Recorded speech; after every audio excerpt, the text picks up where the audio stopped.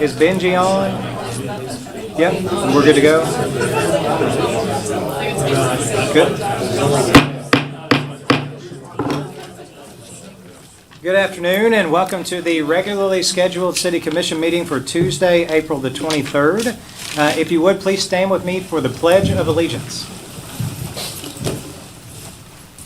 I pledge allegiance to the flag of the United States of America and to the republic for which it stands, one nation, under God, indivisible, with liberty and justice for all. Thank you. Can we have a call for attendance, please? Commissioner Thomas? Here.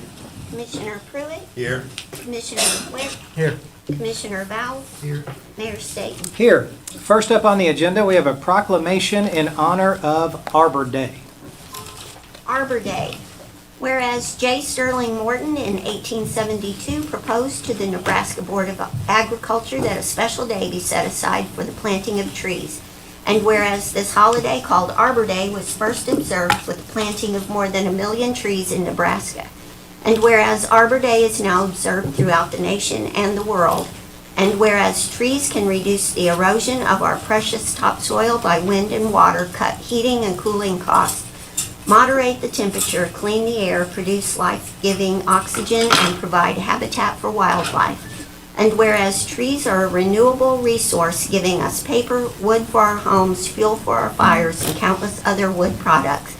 And whereas trees in our city increase property values, enhance the economic vitality of business areas, and beautify our community. And whereas trees, wherever they are planted, are a source of joy and spiritual renewal.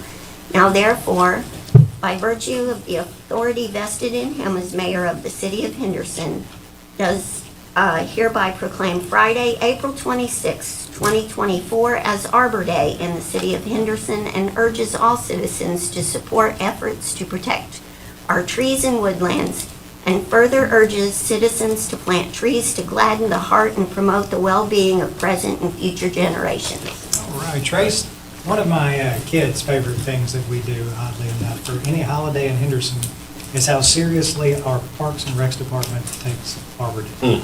And so I'm happy to be up here again. Congratulations and thank you for your efforts for Arbor Day. And the podium is yours, sir, if you'd like to address the commission. Sure. The first thing I'd like to do is invite everyone to our Arbor Day celebration this Friday, the 26th. This year, it floats around the city, but this year it's at Newman Park, where our 2024 Arbor Day tree is being planted. So this year we are planting a tulip poplar in honor of Arbor Day, which is the Kentucky state tree. This proclamation is one of the last things we have to do, along with the Arbor Day celebration, to reach our milestones to qualify for our Tree City designation. And with this will make the 29th consecutive year that Henderson, Kentucky has been designated a Tree City through the Arbor Day Foundation. So thank you guys for all of the support that you give us in planting trees, taking care of our trees, and our Parks Department's work with trimming and maintaining them. And I hope to see you this Friday, 3:30, Newman Park. Thank you. Thank you, Coach. Thanks, Rick. Next up on our agenda is a proclamation for National Tennis Month. So if representatives from the tennis club would come to the podium, please.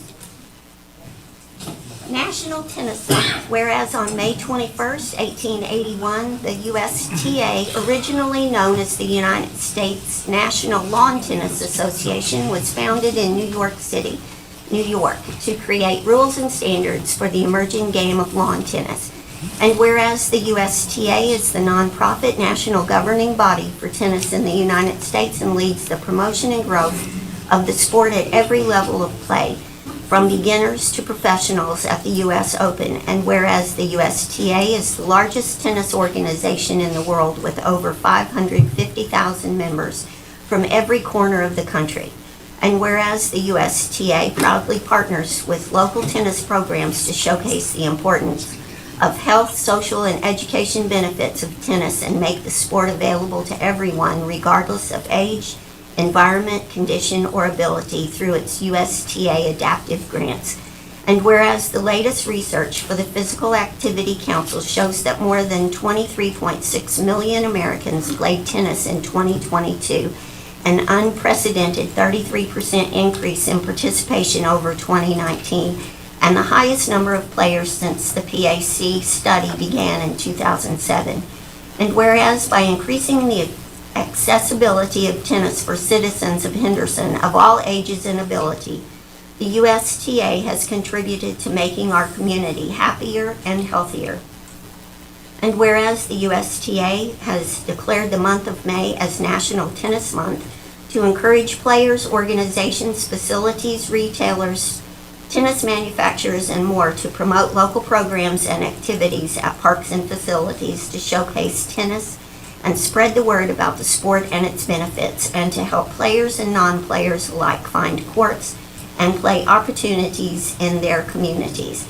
Now therefore, by the virtue of the authority vested in the mayor of the city of Henderson, does hereby proclaim the month of May 2024 as National Tennis Month in the city of Henderson, and urges all citizens to become aware of and support the National Tennis Month.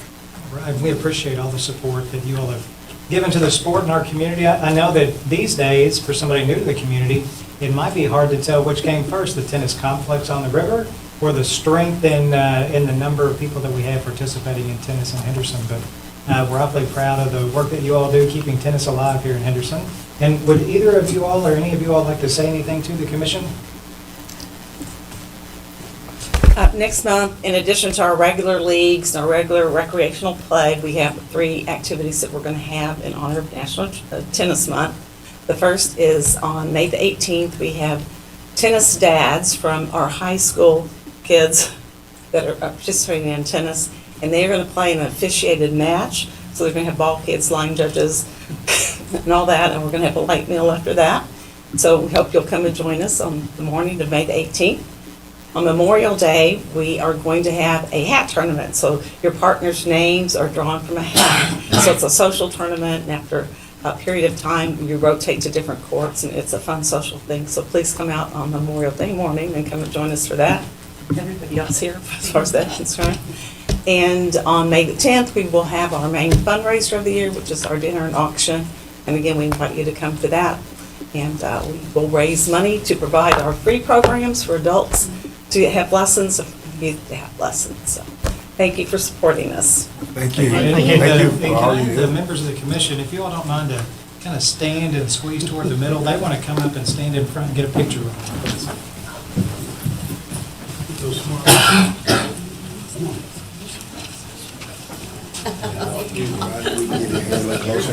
Here. Well, she can come in here. Come on. I could help.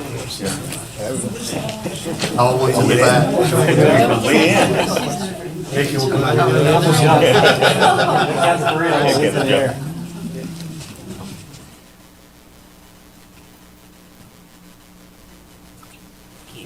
All right, thank you all.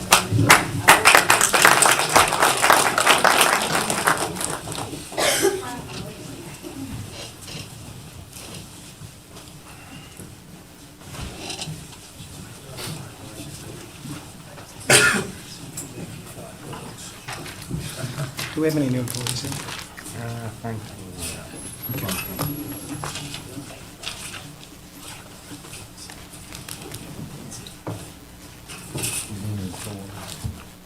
She's not here today. Okay, Sorry, Ashley. no problem. Next up, we have a presentation, I believe, from Clay Boland. Is Clay out there? There he is. Clay Boland from the Henderson Flash. Yes, sir. Got a couple of things, or one thing here for you guys, just to have. Okay. How you doing? How are you today? Thank you, sir. I'm good. Thank you. Put it in play. Yeah, sure.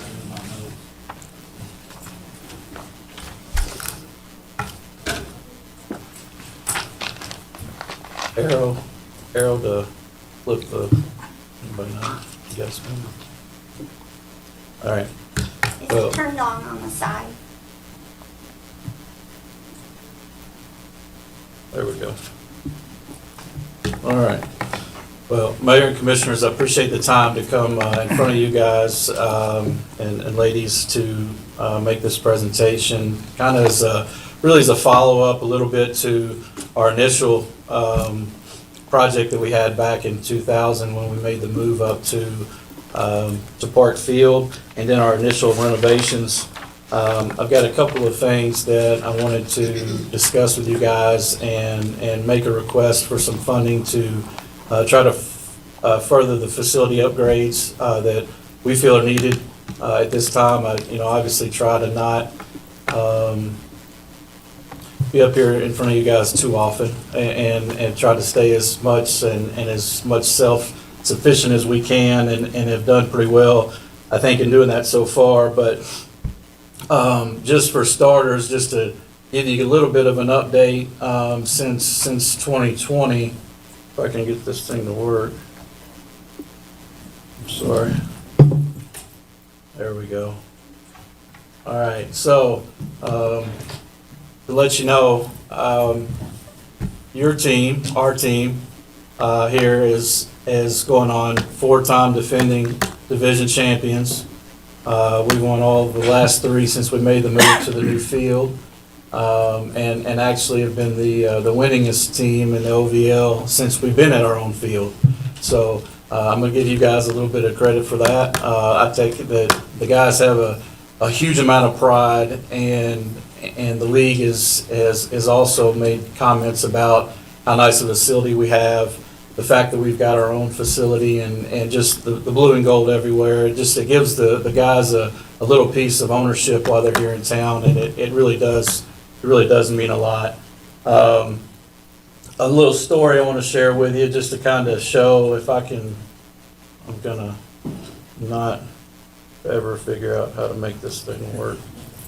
I'm next today, so There you go. There you go. So another big piece of our program and our family, as we like to call it, is our host families here in town. Quite a few that take it to a little bit of an extreme and a little bit more ownership in it. But funny story here is this picture was taken just a couple weeks ago. We've got 3 separate host families there to see quite a few of us players from Willamette, which is a school out of Oregon, that have played for us over the last couple of years. The ironic piece of this is that this picture is taken in Chicago, and none of them had plans to go other than on their own. So they all meet up in the same day on the same weekend to all see some of our guys play in Chicago, and it's it just shows that this is more than just a summer commitment. It's a lifetime journey that these families are taking on with these guys. I know Kevin Patton here on the end last summer attended a wedding of one of the guys that had with him the very first year he had it. So the fact of what we're doing is bringing so much more to this community than just the baseball. But if we can move on to the next picture, this is kind of where we're starting, is with the bathrooms. This is kind of a big piece of the request that you've got in front of you that I've already got broken out. But the public bathrooms they're out there, the men's and women's, and I think the next, this is the women's bathroom, as is the next 4 pictures that we can kind of roll through. But you can see there the ceiling's starting to fall in up top.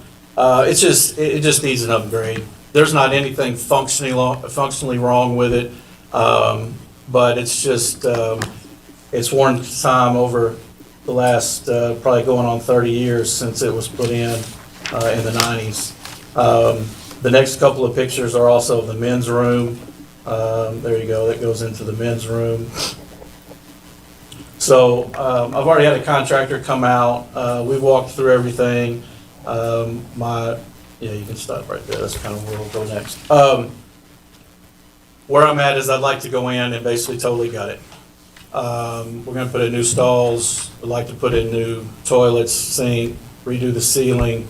I'll redo all the painting and the flooring, just to give, because honestly, I've only had one complaint in the 3 years that I've been out at that field in regards to anything going on that we've got going on there, and it's been the bathrooms. And it's something that I couldn't afford personally to take on. There's been some other projects that I have taken on and been happy to, but it's just, it's a little bit more than we can handle. But it's a pretty big piece of, the service we're providing and the crowds that we're coming in. Our crowds have increased over 25% every year. So we've got more and more people coming out, and this is really the only facility that they've got to use that's on the grounds. So part of the request I have today is to be able to totally renovate those bathrooms. The second piece, and the reason I have this picture up here is, and I'm sorry, I'm gonna step over here for just a second, but up at the top, what I'd like to do is to do some fencing that we weren't able to do in the original part of the renovation, okay? Just because of the budgetary constraints that we had with the other things that we had to have done. If you would kind of start up here at the top at the left field wall, going out to the parking lot right there, all the way down the parking spots, and then up the drive to enclose this part of the facility for a couple of reasons, really. Obviously, for us, it helps with flow of traffic, and aesthetically, I think it would make it more pleasing to the park. But also for a safety concern is that one thing that we have fought and kind of had to watch over, the years that we have, a big piece of when the kids are out of the park, they chase foul balls. And maybe I promote this a little bit because we do offer prizes for bringing foul balls back in Woodstock because the balls are so expensive. But, we do have some situations where kids are running out because predominantly most of the foul balls are this way and they're running out. And when the parking spots are all full, we've had some situations, we've had some close encounters where, kids run out in front of cars and stuff like that. So I feel like if we can do that, I can bottleneck all of the traffic down here to the driveway, which is there's a lot more visibility because the parking lot doesn't come quite down so far, and it keeps everybody coming in and out of one area. The last piece that's left is, for the last year now, I've been working on trying to rehab the irrigation system that was put in years ago. It's functional. I've already personally went in and spent the money to have all the heads raised up, but we just ran into some wiring and some stuff that just is over time just not working anymore properly, and it's kind of taken on a little bit more of a project than I anticipated. So the top three sections in the handout that I gave you are the ones that I'm mainly asking for today. Did I do that? No, I was going to say, I didn't even mean to. I thought that, Which comes out to, it'll be $30,000 for the finish of the reno on the bathrooms and the fencing and the irrigation that I'd like you to consider at this time. The other piece that I at least wanted to make you aware of while I had your attention today were the lights, which is the next few pictures that we have. Quite a few of the lights have become warped at the top where they carry the most of the weight load. You can see on this one, the bracketing has gotten old to where if we have too bad of a storm, the lights are where they move and it's not lighting properly the field, which is something else that I probably would be reaching out to Dylan back here about, seeing get some help, see if I can get some of these things straightened out. And then the wiring, from what I understand, is outdated and to the point to where we can't fix them anymore. If an actual light goes out, and we're lucky enough that that's the case, I think if there's another picture, one more, yeah, right here. So if you'll notice, there's only two lights on the top of this light pole. Well, the top two have been taken out because they couldn't be fixed. It was beyond a lighting issue, and they can't go in and just, you'd basically have to come in and rewire the whole thing. And at that point, you're talking about a considerable amount of money to keep an old, outdated system in place. So it is something that I would like to request that you guys at least look at and consider, not for today, But for future conversations and hopefully maybe a project down the road to get us up to code and up to speed on the lights. I've got an estimated price down there. That's just based off of me reaching out to a company requesting basically what I think it would take light-wise to replace, that's poles and lighting. It's not, that would also include installation. It's an estimate, but based off of what I know that, and what I've understand that kind of where you guys are at with the new complex and the lighting it took out there, I think it falls in line. And just something that I'd like you to, to look at moving forward somewhere down the road. Actually, thank you, sir. I would like to know what the commission thinks of specifically the first three items. I think Clay did a good job of sort of explaining on the lighting. That would be something that if we would like to consider, we'll consider as part of our budgeting process for next fiscal year. But the three things he's asking us to consider today, would you guys mind to comment on where you're at or have any questions for Clay on any of these items? Those bathrooms were terrible when my son played ball out there, and the women were scared to go in there, so it looks like they haven't been changed since. Those need to be addressed. Clay, do y'all host any tournaments here, or most of them away? As far as our league goes, Yeah. so Anything yet here? we have a 20-game regular season schedule here. And then plus we'll host some part of our tournament. That all kind of depends on how we finish in the year, top seeds, get home field advantage, stuff like that. I am doing some other things where, we hosted a travel tournament last year. We're going to host another travel tournament. Actually, I was just working on that this past week with another group later this summer. I've currently got the middle school baseball teams playing out there for their home games that I'm allowing them to do as well. So, we're definitely open to using it for whatever that works to, for everybody's schedule. One comment I'll make, Clay Wolf asked Municipal Fire and Light to do a pole assessment Okay. where they'll go out and physically check it and report back to us the condition of it. Okay. And if the will of the commission is to move forward with the three items that he has presented to us, then I'd like to offer up for consideration, if someone would like to make a motion that we approve an amount up to but not exceeding $30,000 on a reimbursement basis to take care, to allow the Flash to take care of these particular items and submit back to the city for reimbursement.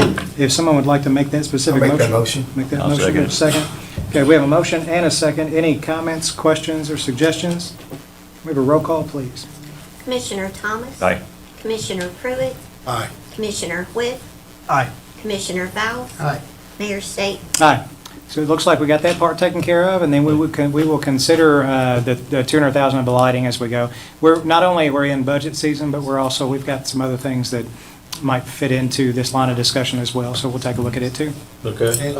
Before I go there, if I could, if possible, I'd like to request to maybe get on the agenda for the next meeting for a separate presentation that I'm just not prepared completely for. Are you asking for more money? No. Then we can accommodate your request. Hold back anytime. Just get with Buzzy or Marie, and we'll make sure we add you on there. And too, with this investment at $30,000, it's gonna pay back when people come in to play and they eat at our restaurants and get by gas. It all equals out and even more. So we thank you for all your hard work and keeping the field up there nice. I appreciate Yeah, it. it looks nice. Yeah, it does. It looks nice. fantastic. It looks Yeah. I nice. appreciate Yeah. it. Yeah, we get many compliments from all the other teams coming in that, That's right. that we definitely have one of the best facilities in the league. Looks So good. I Those appreciate all banners your look nice support. when you drive by. Yeah, there you go. Good Like deal. Rodney said, those bathrooms always was a They're little. nasty. Well, They look Yeah. bad. Thank you. good. All right, sir. Thank you. Thank you, We'll see you guys. next meeting. Yes, sir. Thanks, Clay. All right, next up on the agenda, we have a presentation from the Henderson Tourism Commission. I wish Clay would have figured that clicker out.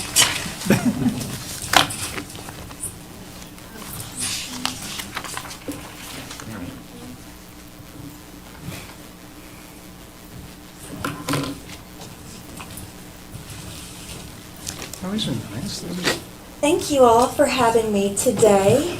I'm Abby Dixon. I'm the Executive Director of the Henderson Tourist Commission.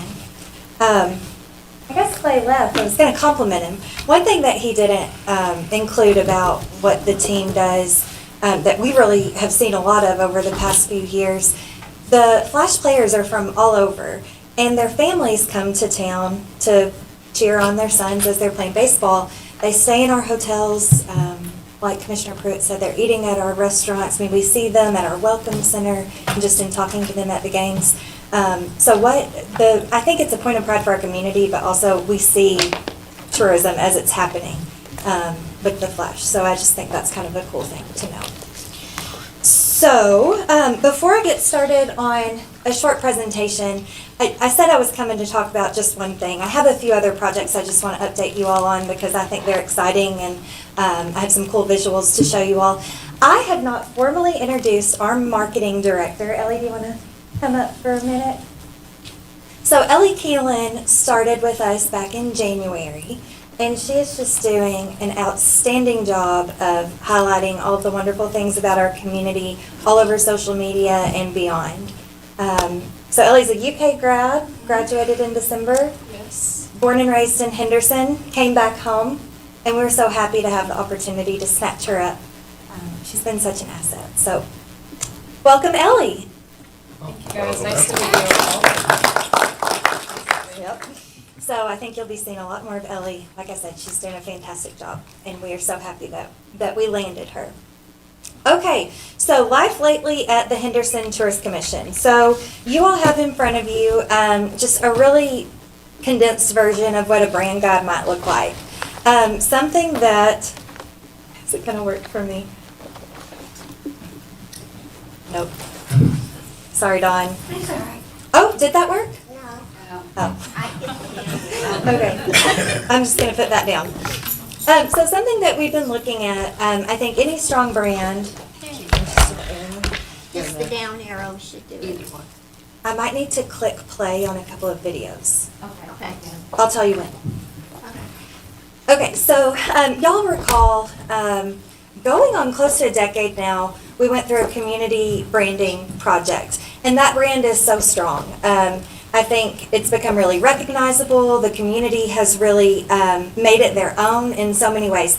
So I want to be clear, what we're looking at is not a rebrand by any means.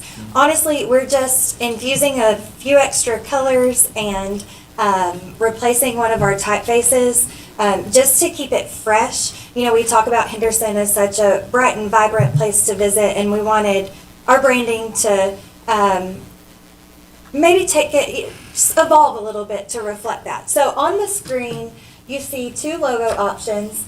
This again looks really familiar. We still have that tried and true green, tried and true warm gray color. We have an option that only has those colors as it stands today. And then this is really, we see this probably more for tourism marketing, but we wanted to infuse those colors from the palette of the Sunset District branding project that we worked on a little over a year ago. So if you open up your visual, you'll see that color palette. So just adding in the sunset colors, the yellowish orange, navy, purple, and the coral pink. So all of those colors still really rooted in nature. So we know that everything that happens in this town, we have nature as its backdrop, and we didn't want to lose that. So you can see some logo versions that we plan on using in our marketing. You'll notice that the typeface of the tagline has just evolved a little bit, so it's a little bit different of a scripty font. That's fine. Okay, no, you're good. There we go. To reflect this brand attitude, spirited, fun, lively, and welcoming. You can see a couple of samples of how this could be used in advertising in your brand guide. Some examples of signage, so what some banners might look like that are reflected in the updated branding. And then we're really excited about this. And again, this is, you know, you all are welcome to use this, but these are elements that we definitely want to pull into some of our branding and advertising on our website, things that just might give us more dimension. We have some fun repeat pattern options, so you can see that on the background of the screen. And then in your brand guide, some other options for that. They're really organic patterns that just make things pop a little bit more whenever it makes sense. So with that, wanted to show y'all some examples of how we already see these colors in the community. Butterfly Alley popped up, I believe last summer, so the Wings of the Butterfly use this color palette. Then of course the Sunset District. This is kind of where these colors were born. Couple of examples of print ads. These are print ads that have actually already run, so you can see what it looks like on a page if you're flipping through a magazine, how it might translate. So with that, I'm going to take a pause and ask if there are any questions or if there's anything I can elaborate on. Okay. Well, that was, I guess, part one. Thank you. Now we're going to get into some really fun stuff, if that's okay. So the next slide, I will ask you to push play. This is, you all are like seeing it first. So this is a new commercial campaign that we have not started running yet. We'll start that after we wrap up promoting our music festivals. So this will be on streaming platforms, pre-roll on YouTube. You'll see it on all digital platforms, and we can really target our audience with this. So this is really probably the most creative thing we've been able to do. So with that, I'll stop talking, and if Marie could push play.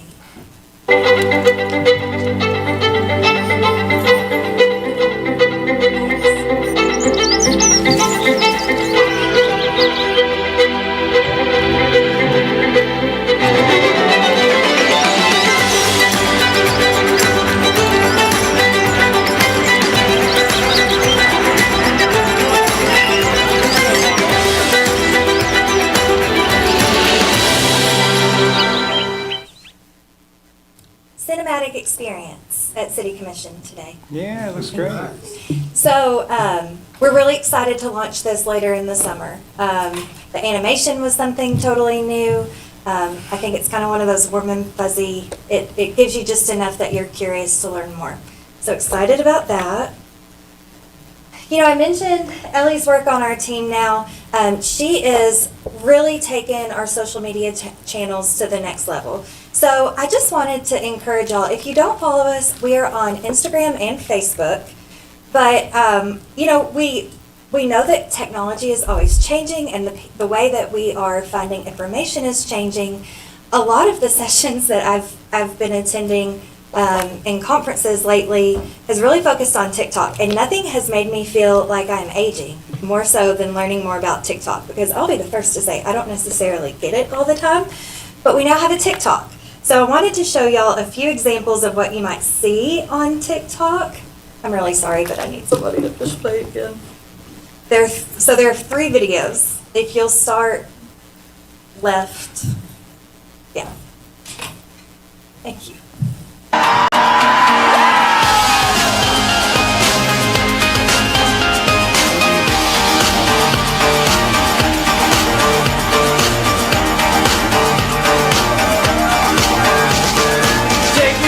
Heartwarming. The next one, you can go ahead and push play. You know, what we find from visitors, they think in Kentucky we have bourbon. Ventura Highway. So, as we enter the Henderson distilling, where the days are longer, the nights are stronger than moonshine. At what you can expect here. And then TikTok is also, you know, it's kind of a silly platform sometimes. It's where we can have a personality. So as we wrap up TriFest, this one made me laugh out loud. Grows the economy. Benefits everybody. Hurts nobody. So I hope you all had all of the corn dogs and deep fried Oreos that your hearts desired on that.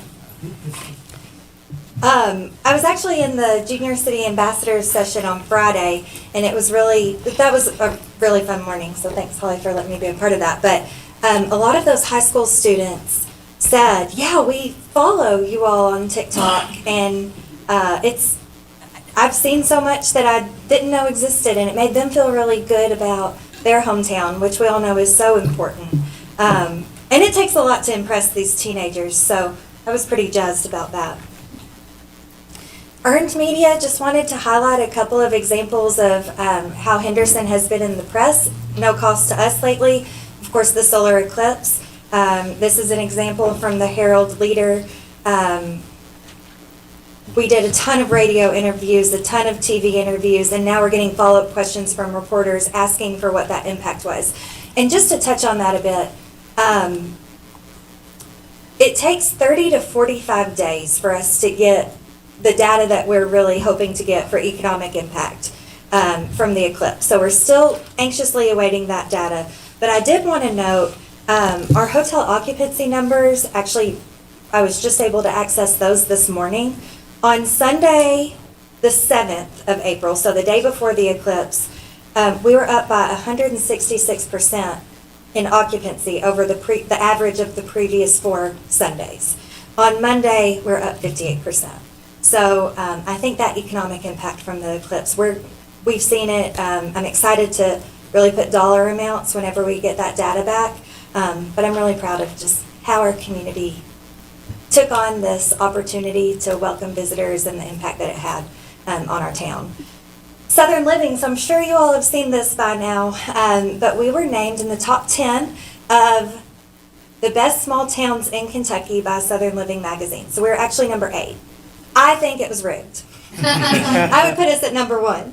But it was really cool to see us in the top 10. You know, Southern Living is a magazine that people turn to for trip inspiration. So excited about that piece of earned media. And then Thomason's Barbecue was actually named the number 2 barbecue joint in Kentucky. So if you see the folks at Thomason's, definitely congratulate them for that. We continue our relationships with influencers. The way that people are planning trips, it's totally different now. You know, you might be scrolling on Instagram and something catches your eye. Maybe it's a hidden gem, not necessarily looking at these big, larger-than-life trips. So influencers are a great way to reach our target demographic. These are just a couple of examples. The Adventure Mom is out of Cincinnati, and we continue our relationship with her, as well as JCP Eats. He's a food blogger out of Louisville, and he's done some great pieces for us as well. And then this is something really neat that you can try out on your phone in real time if you're on an Apple device. We've launched Apple Maps guides, so you can see just some screenshotted examples. We're a part of 4 of these guides. Part of the West Kentucky Brewery Hop. That's something that we launched last year with partners. We have a guide for Henderson art history and architecture, iconic Henderson attractions, and Eat Like a Local. So this has just been a chance for us to reach visitors where they are, which is putting Henderson, Kentucky in their GPS. We're serving them our guides so that they can make the most of their experience here. So definitely try that out if you're on an Apple device. And we've launched a new podcast. So it's called This is Henderson. Ellie is doing a great job really taking the lead on that. We've watched 3 episodes so far. And I'll tell you, the goal of this, you know, typically our audience is, of course, visitors and potential visitors. This is something that we're doing because we want to engage our locals. We know that in this day and age, it's so easy on social media to talk about all of the good things we have going on in our community, write a Google review, you know, whatever it may be. And we need our locals to believe in us as a destination just as much as we do at the tourism office, and I know you all do too. So please tune into our podcast. It comes out every other Thursday. It's growing every week, and we're having a lot of fun doing it. So something else for y'all to check out. I wanted to shed a little bit of light on a few of the other campaigns we're involved in. So Songs of Summer is the first one. Hopefully you all have seen some buzz about this around town at least. So we have 5 really unique music festivals in our town throughout the summer. And it's really challenging to kind of package them all together when they all have their own personality. But we've done just that. We are promoting our 5 music festivals under one umbrella, which is Celebrate the Songs of Summer. This is a campaign that we're hitting from all angles, from print ads, digital ads. You can see an example. That's on cosmopolitan.com. So this would likely be served to you if you're in our target demographic and maybe you've Googled things to do in Kentucky this summer. The Kentucky newsletter. So This went to 120,000 opt-in subscribers. These are just a few examples of how we're getting the word out about our music festivals, and it's really fun to partner with those folks. Most are volunteers that are working really hard and don't necessarily have the marketing budget, so we're happy to be a good partner there. And we have another video. Sorry, Marie. I'll tell y'all, this is kind of funny. So the plan, this actually launched during, sorry to bring it up for the UK fans, but the UK versus Oakland game. And the plan was, it was going to be the first commercial once the game was over, and all of the Wildcat fans were celebrating victory. So this one might have backfired a little bit because I think a lot of people turned their TV off once the game was over, but maybe not the Oakland fans. But this is something, again, we're running on streaming services, pre-roll on YouTube, and it's all over the internet right now, so check it out.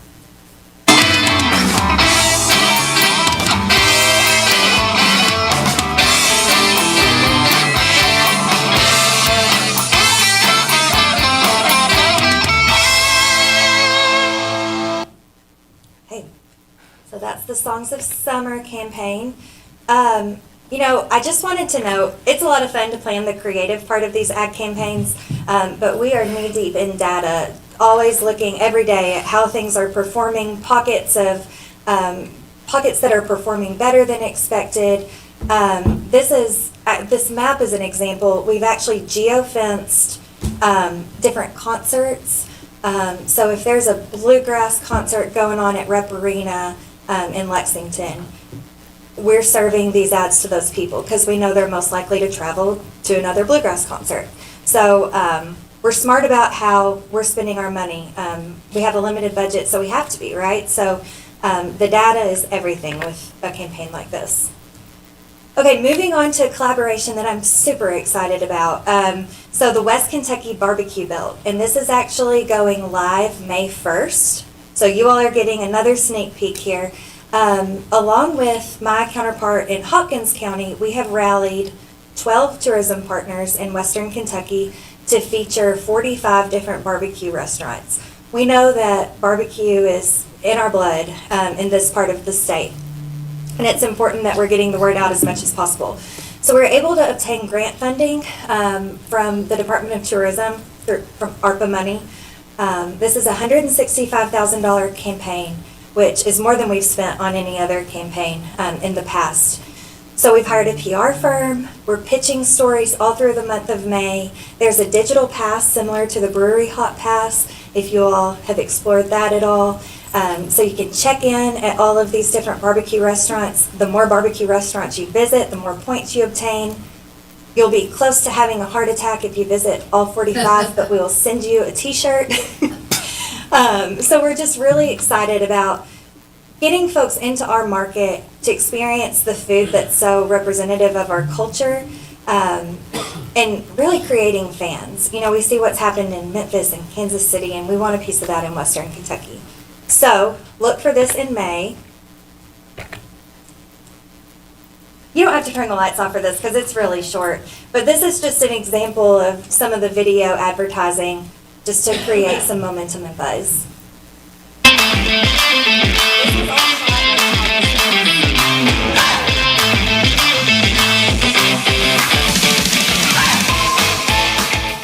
So we're able to bring in a food stylist and food photographer, which is not something that we normally have the budget to do, so that's been really fun. Okay, and then this is the last one, and then I'll move on. So we're always challenged to think outside the box, right? So this is the Great Big Kentucky Adventure. And those of you who grew up playing video games with kind of crappy images will really appreciate this. It's kind of nostalgic. So, even we look at like Disney World, and even Disney is outpricing so many families now. We want families to be excited about a getaway that's maybe an easier road trip, something that kids can be excited about, something that isn't so difficult on the bank account. So here comes the Great Big Kentucky Adventure. Again, there are 12 tourism partners on this. We're one of 12. And instead of doing traditional advertising, we have actually developed a 16-bit video game that kids can play either leading up to their trip or maybe they're in the car. Because, I mean, as parents, I think we're not so down on screen time if we know our kids are learning something from it. So I cannot show you the full video game yet, but I did take a screenshot. So this is at Audubon Museum in Henderson. Super cool. So the character, the kid, is actually fighting boredom, which is the monster. So they're fighting boredom on this great big Kentucky adventure all across the state. We've hired a child influencer out of Lexington named Zaza. She has over 1 million followers on Instagram, and she has her own YouTube channel, and kids absolutely love her.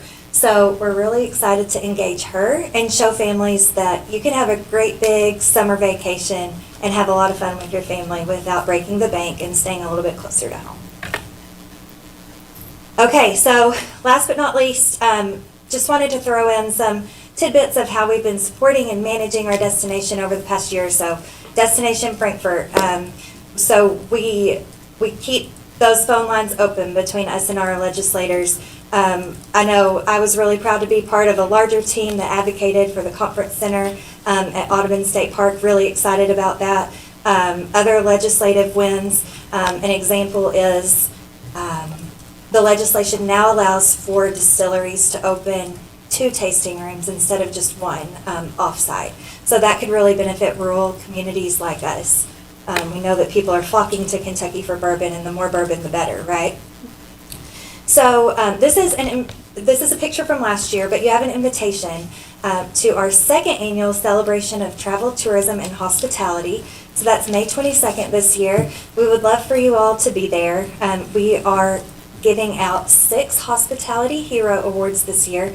So these are people who are really just stars on the front lines, working with our visitors every day. Baristas, front desk workers at hotels, servers at restaurants, etc. Our State Tourism Commissioner, Mike Manjit, will be back again this year. His comments were great last year. I expect them to be even better this year. So we would love to have you at the depot that day.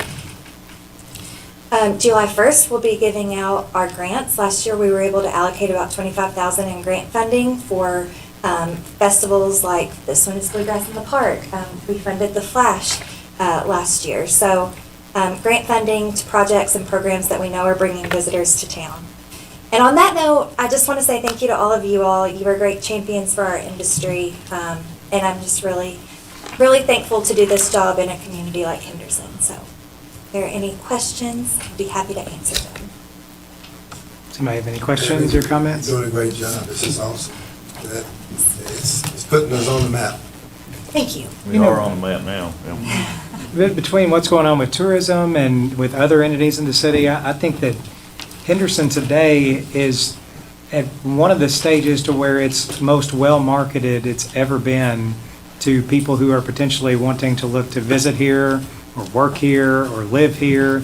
I love everything that you showed us. It looks great. You guys are doing a great job. I know what the scratched the tourism surface. budget looks like. You do a hell of a job. Thank you. Commissioner Thomas was a great board member for years. We were sad to lose him whenever he was elected, but if you're ever off the commission here, we would love to have him back. Maybe one more term. If I can get in. Good deal. Well, thank you very much for coming. We appreciate it. Thank you. And before we get started with the rest of the agenda, is there anyone here who would like to speak to the commission on a matter that is not on the agenda for today? Seeing none, we have a consent agenda. Consent agenda contains the minutes of the April 9th, 2024 regular meeting. Resolution number 17-24, resolution approving human resources report dated April 23rd, 2024. Resolution number 18-24, resolution approving funding agreement with the Humane Society of Henderson County Incorporated for animal control services from April 2024 through June 2024, and the mayor is authorized to execute agreement on behalf of the city. Municipal Order 33-24, municipal order authorizing lease between the City of Henderson and the Housing Authority of Henderson, Kentucky for the Dixon Hall facility located at 341 South Adams Street, Henderson, Kentucky, and authorizing mayor to execute same on behalf of the city. Are there any items that Commissioner would like to pull from the consent agenda for further discussion? Hearing none, I'll entertain a motion to approve the consent agenda. Do we have a second? Second. Got a motion and a second. Roll call, please. Commissioner Thomas? Aye. Commissioner Pruitt? Aye. Commissioner Witt? Aye. Commissioner Bowles? Aye. Mayor State? Aye. Next up, we have a second reading of an ordinance amending appendix concerning short-term rental properties. Ordinance number 15-24, ordinance amending Appendix A, zoning relating to short-term rental property. Ordinance amending Article 2, definitions, Section 2.01, definitions, adding Section 4.40, short-term rental property, to Article 4, general provisions, and amending Article 11, R1, single-family residential districts, Section 11.03, conditional uses. Article 16, RMH, Manufactured Home District, Section 16.03, Conditional Uses. Article 17, RO, Residential Office District, Section 17.03, Conditional Uses. Article 18, NB, Neighborhood Business District, Section 18.02, Permitted Uses. Article 22, R5, Urban Single Family Residential District, Section 22.03, Conditional Uses. Article 30, Riverfront Zone, Section 30.03A, Permitted Uses, Section 30.05C, Conditional Uses. Article 31, Audubon Residential District, Section 31.03, Permitted Uses, Paragraph 2, Conditional Uses. Article 32, Audubon Commercial District, Section 32.03, Permitted Uses, Paragraph 2, Conditional Uses. Article 33, Gateway Zone District, Section 33.06, Permitted Uses, Paragraph 3, Conditional Uses. Article 34, Henderson Innovative Planning District, Section 34.02, Permitted Uses, Paragraph 2, Conditional Uses. And Article 35R, SMH, Residential Subdivided Manufactured Home District, Section 35.03, Conditional Uses of Appendix A, Zoning of the Code of Ordinances of the City of Henderson relating to short-term rental property. And I understand we have some people who would like to address this issue before the commission, but before we do, let's go ahead and get a motion and a second to tee it up for discussion. Can I have a motion to approve, please? Do we have a second? Second. Okay, is there anyone who would like to address the commission on this particular matter? Yes, sir. If you don't mind, to state your name and address for the record, please. Thank you, Mr. Mayor. My name's Kurt Hamilton, 110 North Main Street, Henderson, Kentucky. Mr. Mayor, members of the commission, I've spoken to some of you about this short-term rental property ordinance that's proposed and is up for a second reading. And I have a question for you, somewhat rhetorical. Why? There are 5 short-term rentals in Henderson right now. That's it. I checked on my Airbnb app, and maybe I can ask Ms. Dixon, are there more? We talked about this a little bit last night. It 4 or 5. fluctuates. There have been as many as a dozen at one time. As many as a dozen. And I'd also like to know, and maybe some of you know, how many police complaints are you getting about the parties and the shenanigans that are going on at short-term rentals that are disrupting neighborhoods? Any? Even one? Our acting police chief is in the back. He may be able to answer that Have question. there been any of a I'm short? not aware of any. I'd have to look to make sure, but I'm not aware of it. Right. I propose to you that there are none. Now, you may know that my wife and I own an Airbnb, a short-term rental, one of 5 as of last night, here in Henderson within the city limits. And the reason I'm here today is because there's no need whatsoever to pass a resolution now. I had an interesting text conversation earlier talking about the need for legislation and why we actually pass legislation generally. And there was a comment about guardrails. And that got me to thinking, is this like guardrails? I mean, do you think our city commission passed regulations regarding guardrails on highways before cars were invented? Or when there are only a dozen cars in town? The answer is no. Now, I've shared with some of you that there are compelling reasons right now in Henderson to not pass this sort of thing. First of all, there's a chilling effect on investment in real estate, generally speaking, in Henderson, if we overregulate this and if we pass this short-term rental ordinance. You think about this. We want people to come here. We're a world-class destination. We want people that live within 3 or 4 hours to invest in Henderson, maybe buy a second home here, right? A second home in Henderson, you could get a really nice place for, say, $250,000, which in Nashville isn't much property, right? So we want people to invest in Henderson and buy second homes in neighborhoods. And one way to defray those costs is to enable them to make money as short-term rentals. The ordinance I've read through and through is just, it's unneeded until it's needed. And May I stop you? Yeah, Do sure. you know how many people right now are doing that are purchasing second houses and renting them out when they're not here? I don't know. I know that there are 5 total that are short-term rentals defined as anything under 30 days. I didn't know if you knew of any. No, I don't. I know of, there are also homes like, that are attached, I think of the Gadiant's Place, right? The Gadiant's Place would definitely fall under this, and they donate that to people visiting dignitaries. They have a small cottage behind their house. This is governed by that, and they have to register and make sure that it wouldn't apply. Now, and I know some of the argument is, well, why does this affect you? Because you're in one of the zones that we want STRs to be in.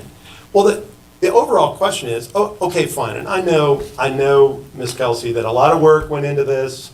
I also know that it's copied from some other cities, that there are SDR issues. I'll just tell you how this works for the ordinance. Abby, the Tourism Commission asked us to look at it, and what we did, Kurt, is we adopted the county's ordinance.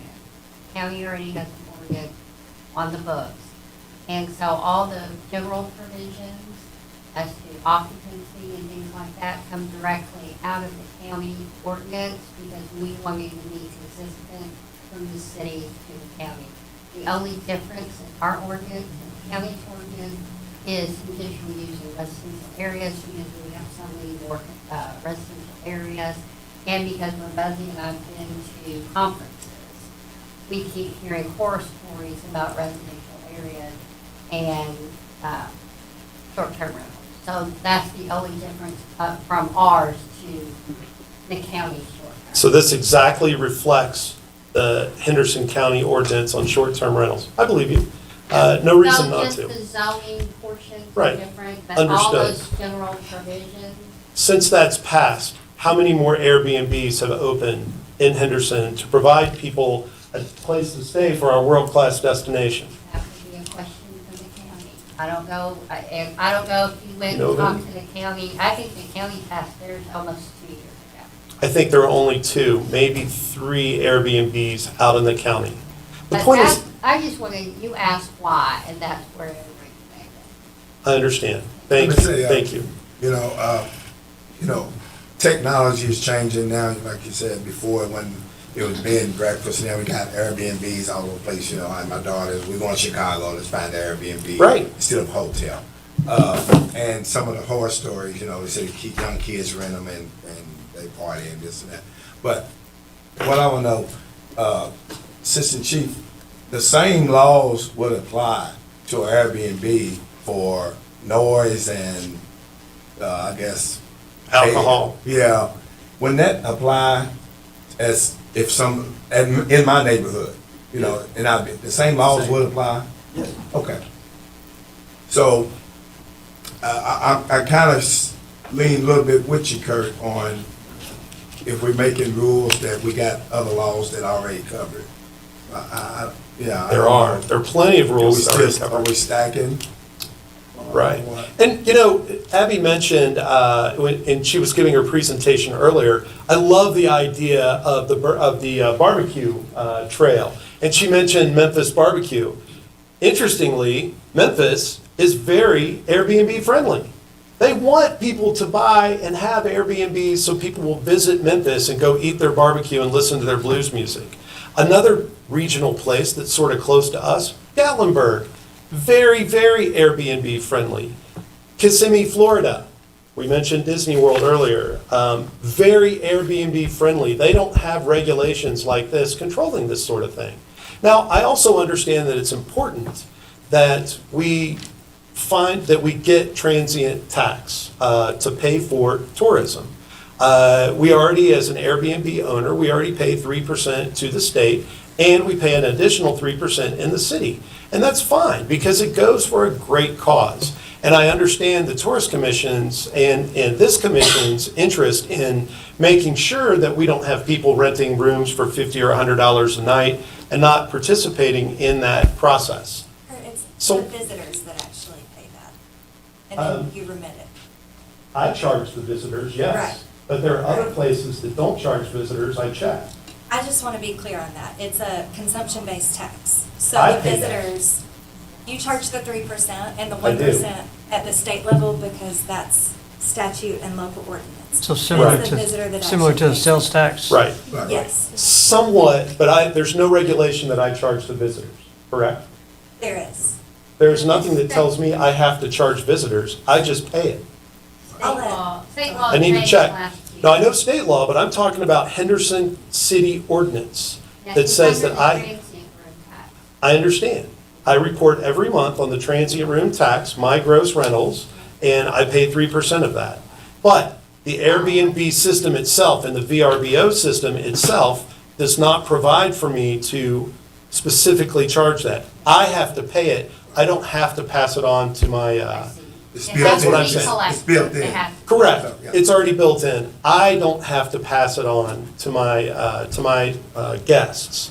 So, yeah. So we have to leave it up to short-term renters to pay that tax. There's no way for us to know. Which is what you're doing now. Right. So here's my suggestion. Rather than to put in a whole full-blown ordinance with all the zoning regulations and my sign at the Nest is too big, according to this, I'd have to get it changed or I'd have to go to BOZA to get it fixed. Why not do this? Pass an ordinance today. You would be that grandfathered says- in, right, Kurt? Yes. You're gonna Okay, have to get yeah, fixed, right? I'll be grandfathered in, but if you pass this last year, then I would probably get fined and $25, just Yeah, like. no, that's fine. I just want to make sure this- we're clear. You're Yes. not going to have to go fix Personally, anything. that's Right. absolutely the case, okay? Because there is a no more than 1 foot square sign requirement anywhere in the city.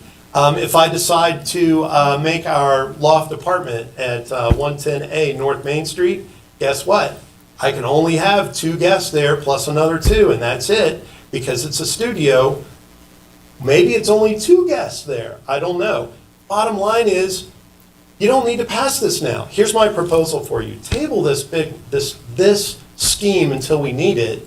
Pass an ordinance that says, if you want to have a short-term rental in Henderson, register it with the city, period. Fill out paperwork with the owner's name, with the address of the short-term rental, and file the paperwork. That way the city knows every single time when to pay the tourism tax. Every time they know. And if they don't do it, fine them, okay? Provide for $100 per occupant fine or something like that. You want to collect the taxes, the transient tax, which is important to do, and I'm good with that, 100% good with that. So just have a registration process and that's it. Let's table this. Let's be Airbnb friendly. Let's invite people to have short-term rentals. If we want to bring people to Audubon Park, why not have a short-term rental house that's close by? Maybe in Frontier Village, someone could rent a house for $300 a night and they can have their whole family there. Until it becomes a problem, it's not a problem. And it sends a bad message to people who want to have small businesses in this town as well. So that's my take on this, and I would ask you to strongly consider just tabling this. Table it until it becomes an issue, until we actually have vehicles on the highways that need guardrails. There's no need for this. And it shouldn't matter to this body what the county does.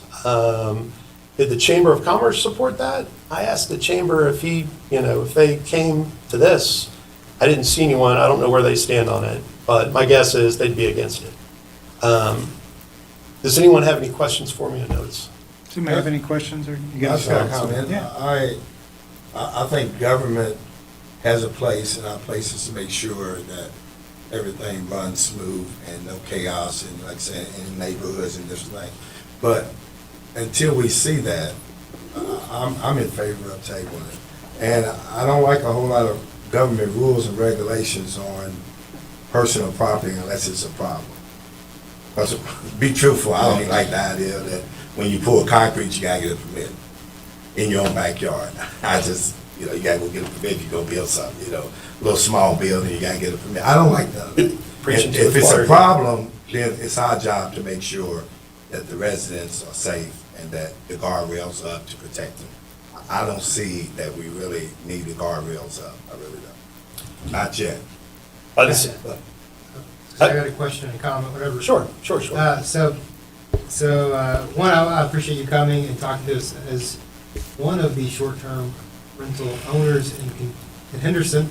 I think that your voice is important in this matter, definitely, and one of the few owners of short-term rentals in Henderson. Question for you, kind of more specifically, and I'm just curious. Certainly. I'm not hinting at any certain policy or anything. I'm just curious as to, are there other specific pieces of this regulation that you're concerned about? I know you mentioned the sign being one of them, but what else specifically? If you have one, if you don't, that's okay too. I'm just curious. Certainly. Well, yes, I did mention the sign. Anything outside of the districts where you said it's okay, you have to go get a conditional use permit. You have to go through the Board of Zoning Adjustment. I'm not a real estate, property law person at all. I think Ms. Kelsey knows this. I have no idea. But no food shall be prepared or served to the occupants of a short-term rental.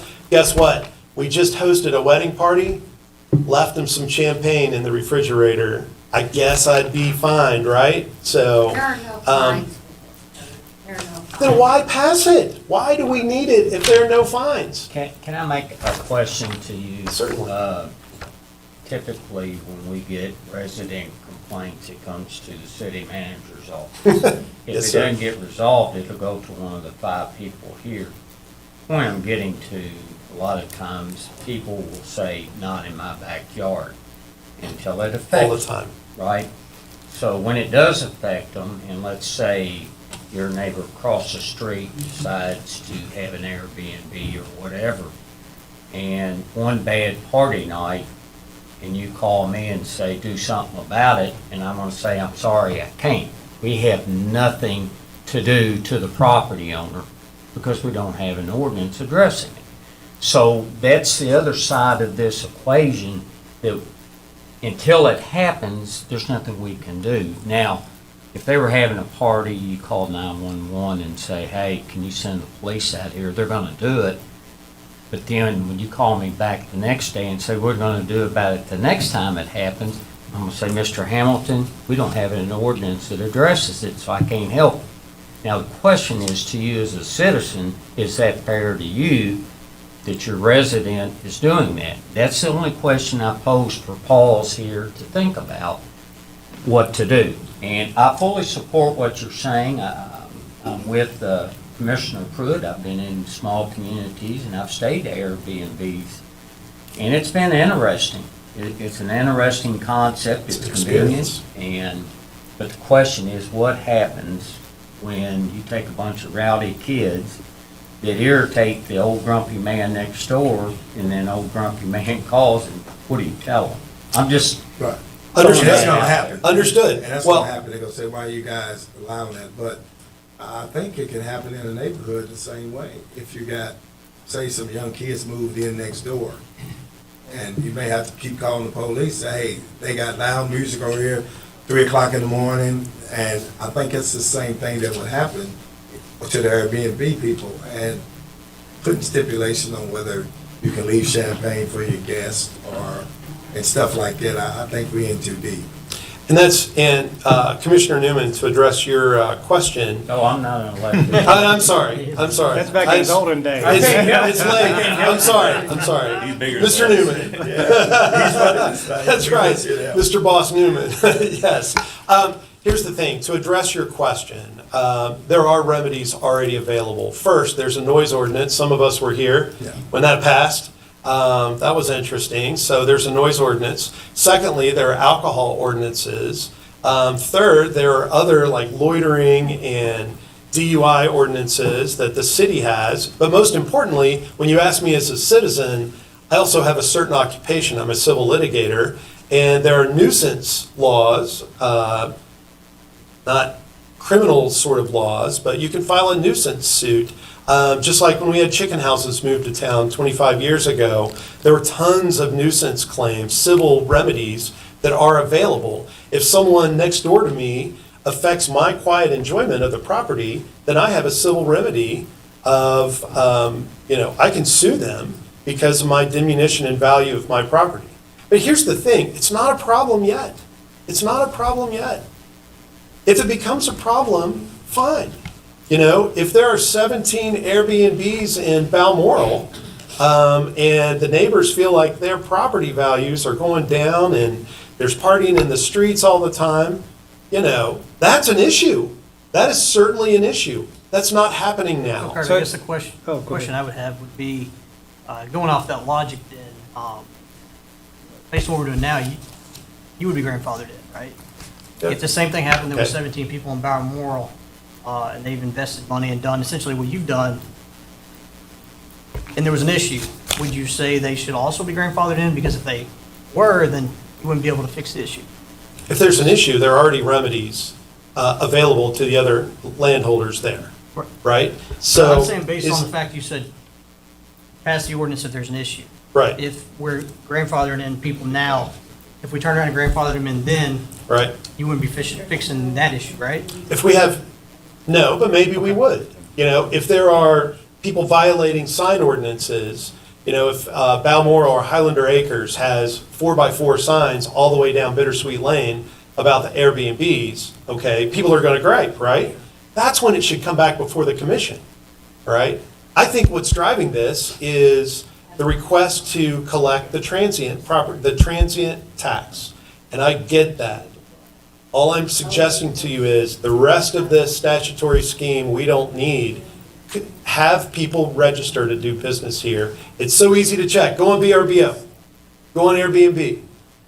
Put in 42420 and look at who's doing it. If they're not filing taxes, go get them. So, And I think it's the same thing with like business taxes, to run a business, occupational tax, you gotta have a license. And we should get a fee, if you're gonna. Correct. So I think as we could put it in that order, I think it can be done. definitely. That comes hard on the heels of the Friday afternoon shakedown of the Tri-Fest folks for $25 each in those booths. And it just, this sort of thing sends that same sort of message that, we have all these rules and regulations, and if someone's an out-of-town investor and they want to come and buy a vacation property in Henderson, and they have to read through all these rules and regulations just to have a place up north near the hospital, somewhere where they can stay 1 week, they're going to go somewhere else. I got a question. Have you paid an occupational fee to open up your Airbnb? In what sense? Here. What do you mean? Like Yeah, our business, license. yeah. Oh, yeah. So the you're already company. registered, right? Oh, yeah, the company that owns that also owns my building, and, it's Hamilton Family Properties has like 4 properties. Yes. So if I wanted to open up one, say in my neighborhood. Right. So what would I have to do? In your neighborhood, what you would have to do, well, is it you, or do you have No, a I'm a guy separate rental business? house next door, and I'm a turn. And you want to open it up? Yeah, so you're going to make money, right? Uh-huh. You have to register with Airbnb, you have to settle that up. I'm in the middle of business, I don't think. I know make you that. are. I ain't made it know. for 30 years. I know you Go have. ahead. I know you have. What you need to do is, you've already got a business license to do business, any sort of business Right. in the city of Henderson, right? Then you go to Airbnb and you make sure that your property is listed appropriately and you start competing. And once you actually make $1, then you have to file taxes, the 3% every month. You fill out the form and you send it into the city. So that's what you have to do. So we already getting the tax? Yeah, absolutely, absolutely. So these places don't have to be inspected? Excuse me? They don't have to be inspected? No. before they By go? him. The health Fire department department? and the fire department. I mean, just. Let me check. Was that proposed on one of the thick regulations? I don't know, I just throwing that out there. I don't think so. I don't think so. I think ours was by the codes department when we renovated the building over there. So, but if I wanted to take one of my other apartment units and turn that into an Airbnb, do I need an inspection? I'm asking you, Ms. City Attorney. I don't think so. You would need to check with the health department on your, on that. On fire, we recommend that if it's a business, businesses that are, and I think your building is probably, because it's a business building, Right. inspect it every year, or Right. every other year. Trust me, it is, isn't it, Chief? So- Yeah. So We have the fire yeah, extinguishers so and, they- you know, the whole so thing. business, Yeah, fire, the of fire course. department should come in and check. Of course, we have to comply with codes anyway, and you would have to comply with codes elsewhere out in the community if you do this. Look, here's the thing. Do we want to stop people from having Airbnbs, from renting out a bedroom in their house?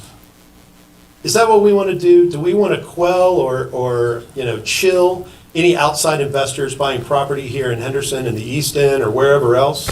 Then pass this, because it's red tape. It's going to wrap the whole process in red tape.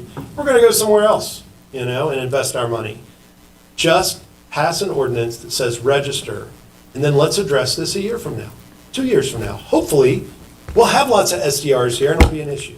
Could I ask Dawn a question? If we do what he suggests, and let's say he is the owner of a piece of property, and we get complaints, repeated complaints, Right. could we revoke his license to operate a Airbnb due to the complaints? You can't. Not if. My business license, you could. Huh?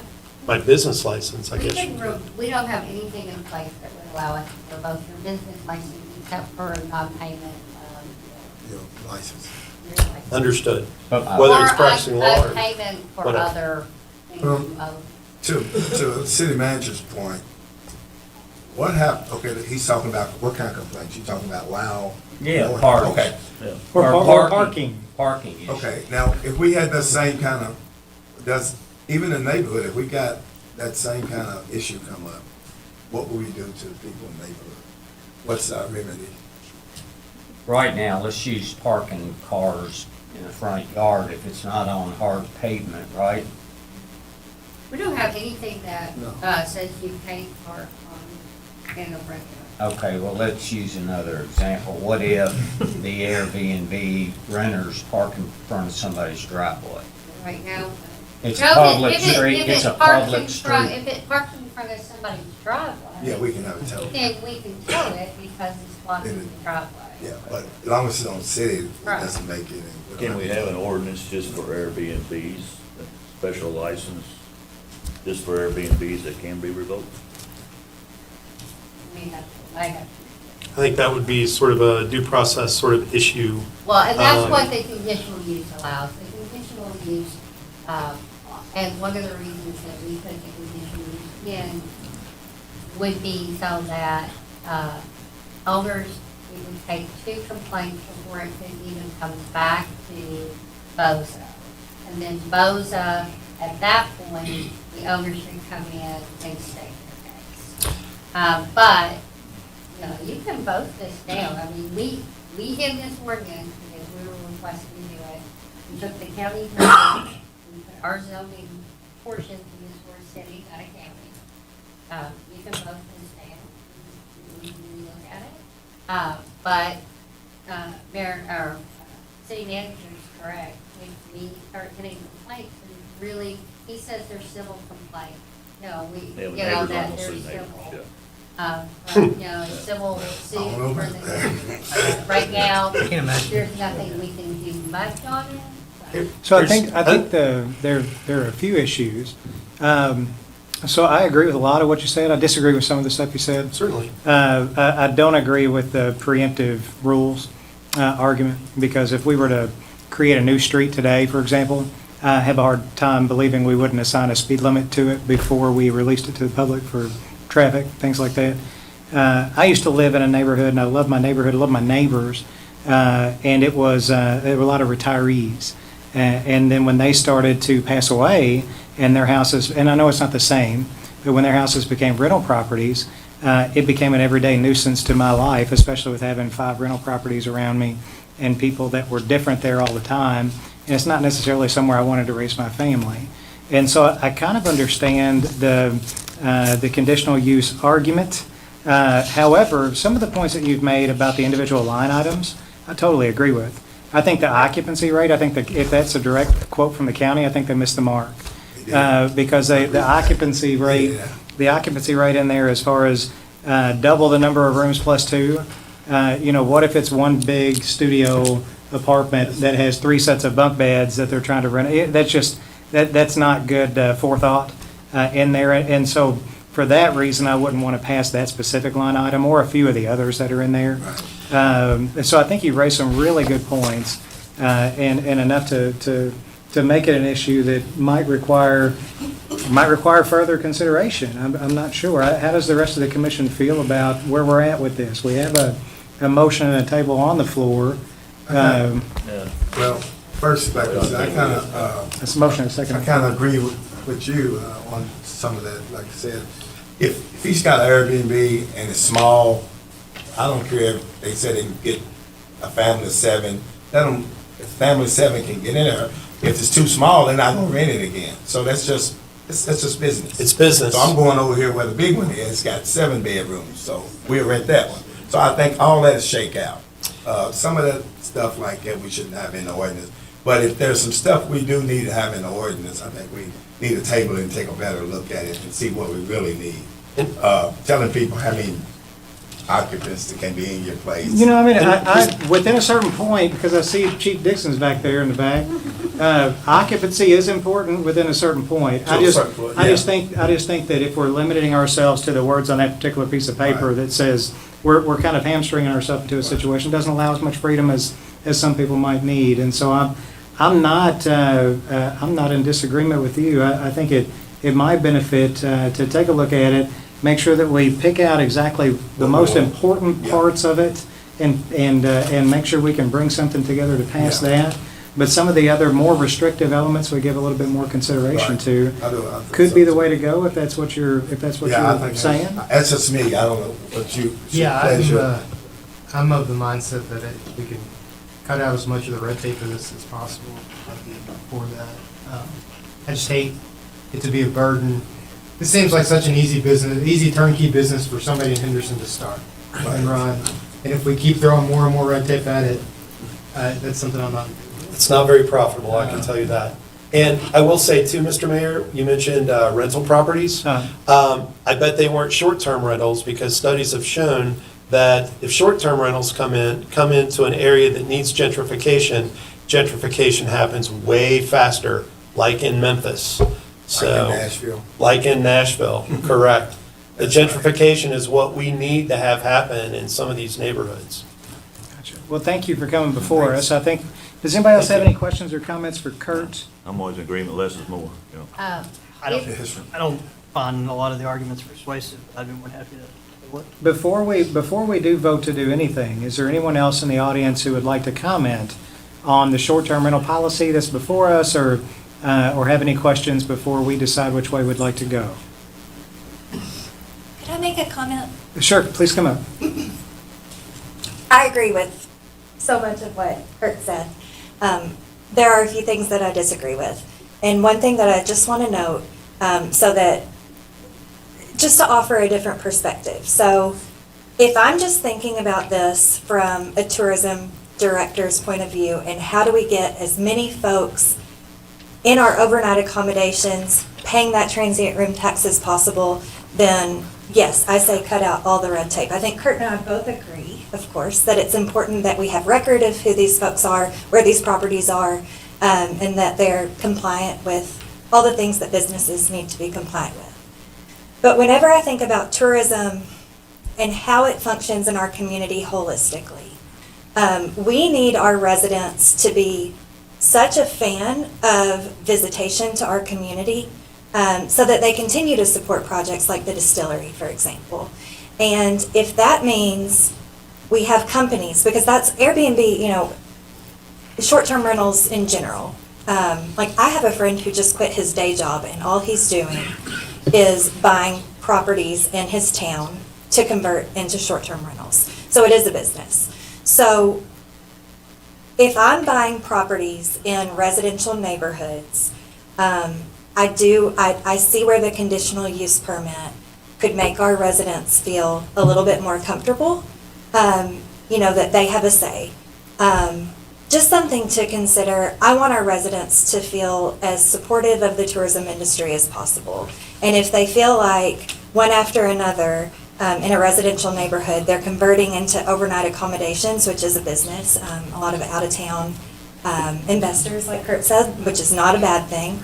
I just want to make sure our residents feel comfortable with that too. So I think the conditional use permit is something to consider just whenever I'm looking at this holistically. I would also say, you know, and I have not researched outside of the state of Kentucky. I know Kurt had some great comments about Pigeon Forge, which, my gosh, it's the LA of the South. Lots of visitation there. But I know just in surveying friends across the state, this has been something we've been talking about for a couple of years now. We've watched other cities do it, kind of to see what works and what doesn't work. I can tell you this ordinance is less restrictive than, say, Bowling Green. Bowling Green does not allow short-term rentals in any residential zones, neighborhood zones. Probably not getting that word correct, but you all get what I mean. Bowling Green is one of the fastest growing cities in the state.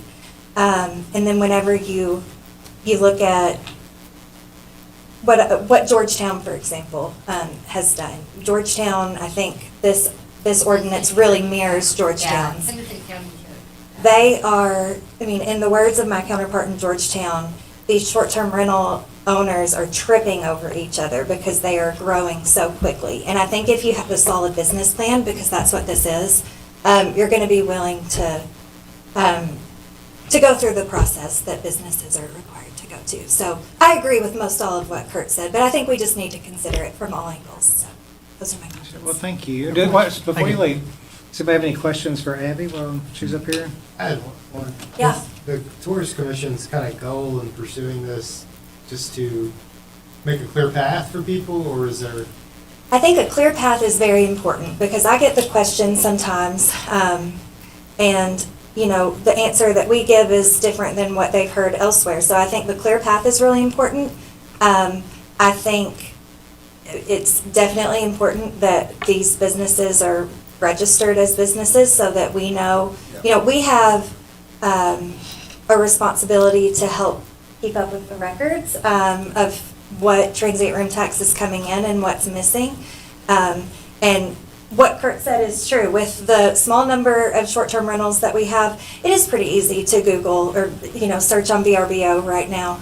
But as that number continues to grow, that becomes impossible. I mean, it requires finding the property. It doesn't give you the address. So then you do a drive-by to see, is that the house that I saw in the picture? And then you're doing a PVA search, and then you realize the owner is out of Phoenix, Arizona. And so it becomes more and more to keep up with. So I think having a process is really important. I do think all of them need to go through the registered process and get like a business fee, and that way we'll know, like you said, where they're at. One of the things that I dealt with years ago was everybody thought Henderson was an unfriendly place to do business. Right. I have worked my butt off to make sure Henderson's a friendly place. Take off the red tape, take the restraints off, but you gotta have some guardrails for safety for residents so it doesn't get different things. But this to me kind of takes me back because we got too much in there. It's way too. I get that. We narrow it down for registration so we can collect the tax dollars.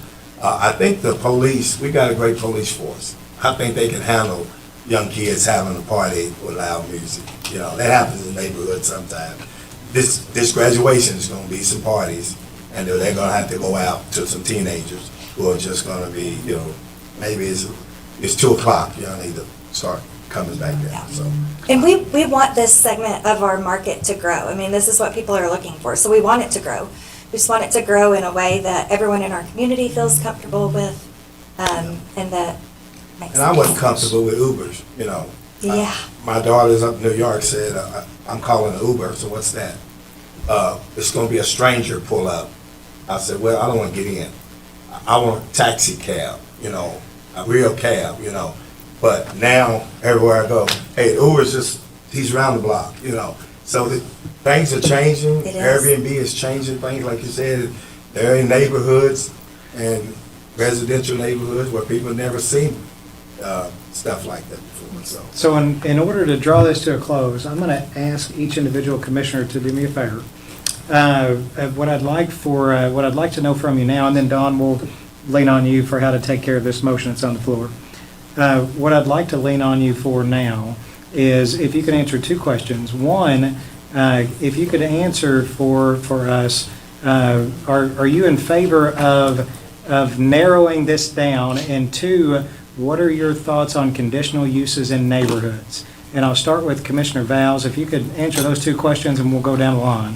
I'm in favor of us tabling this and looking at it a little bit closer before we bring it back. And then on conditional uses, my thoughts are that there should be some zones where it's a permitted use and you don't have to get a conditional use permit, and then there probably should be some zones where you need to get a conditional use, those that are more residential in nature, which is, I think, the way it's set up right now, to a large extent.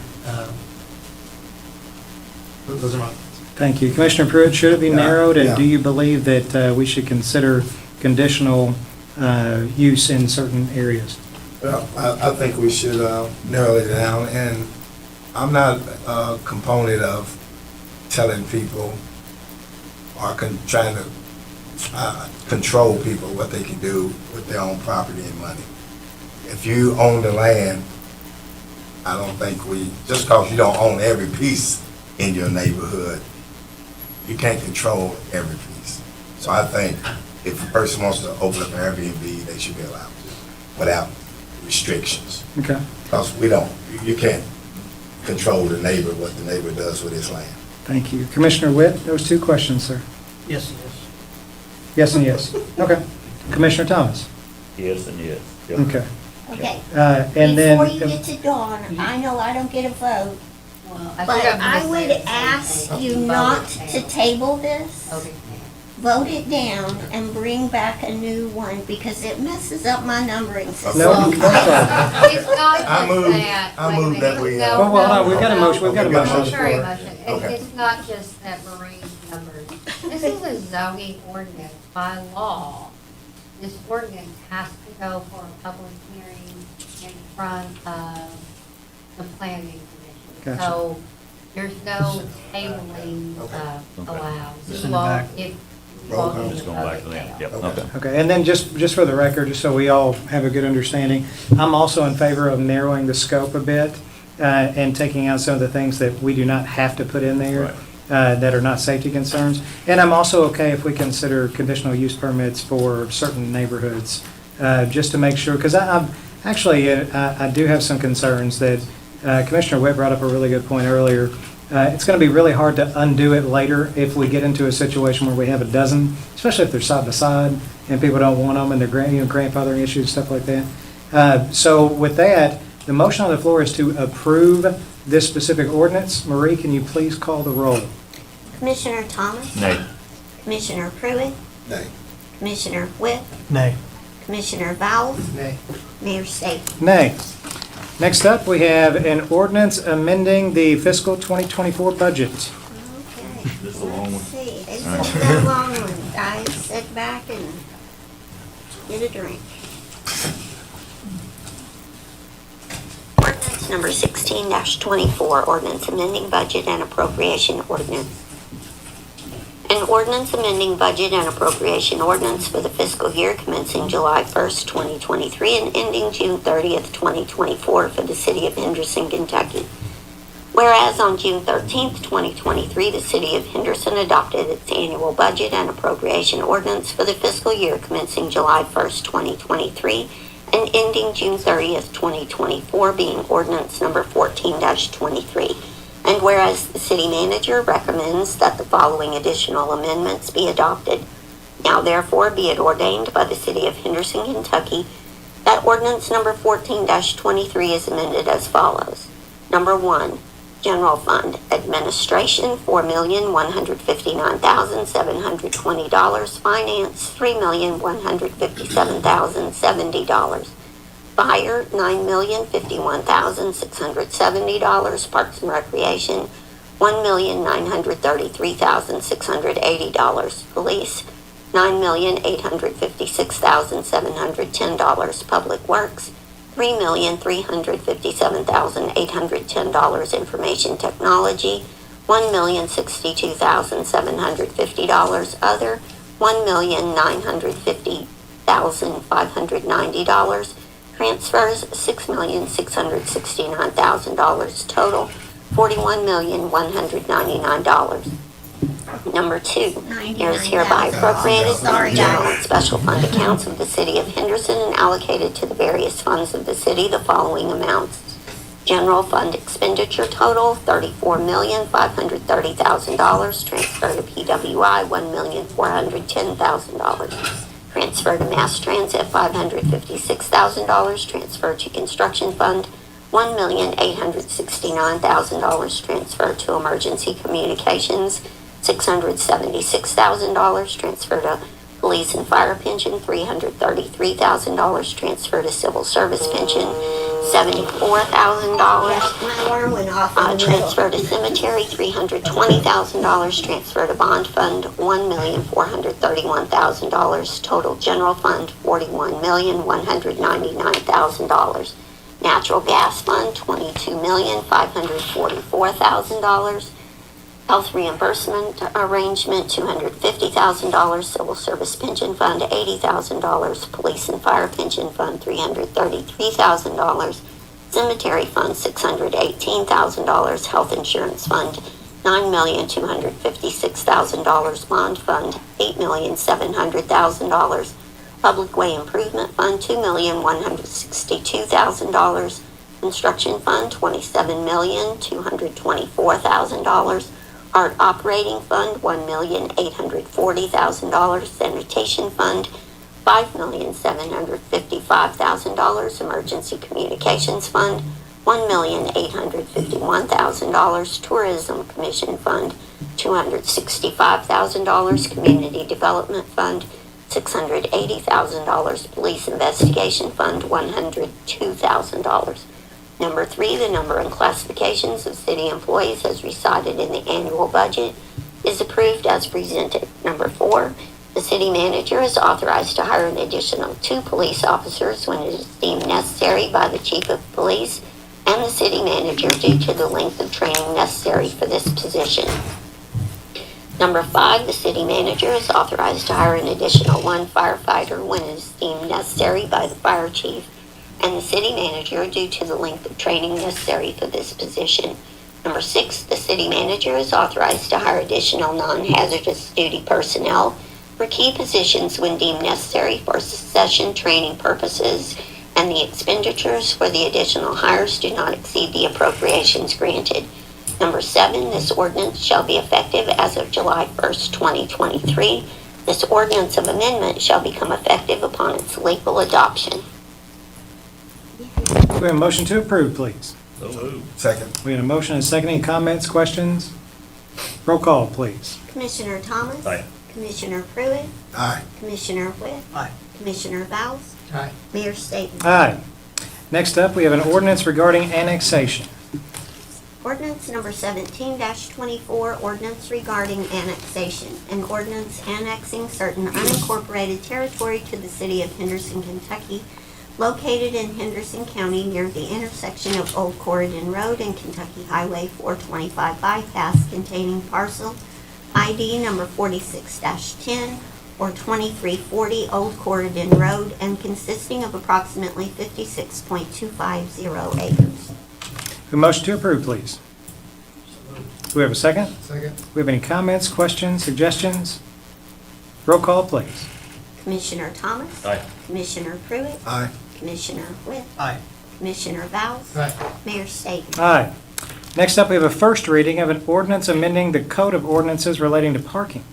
Ordinance number 18-24, ordinance amending Chapter 22, Traffic and Motor Vehicles relating to parking.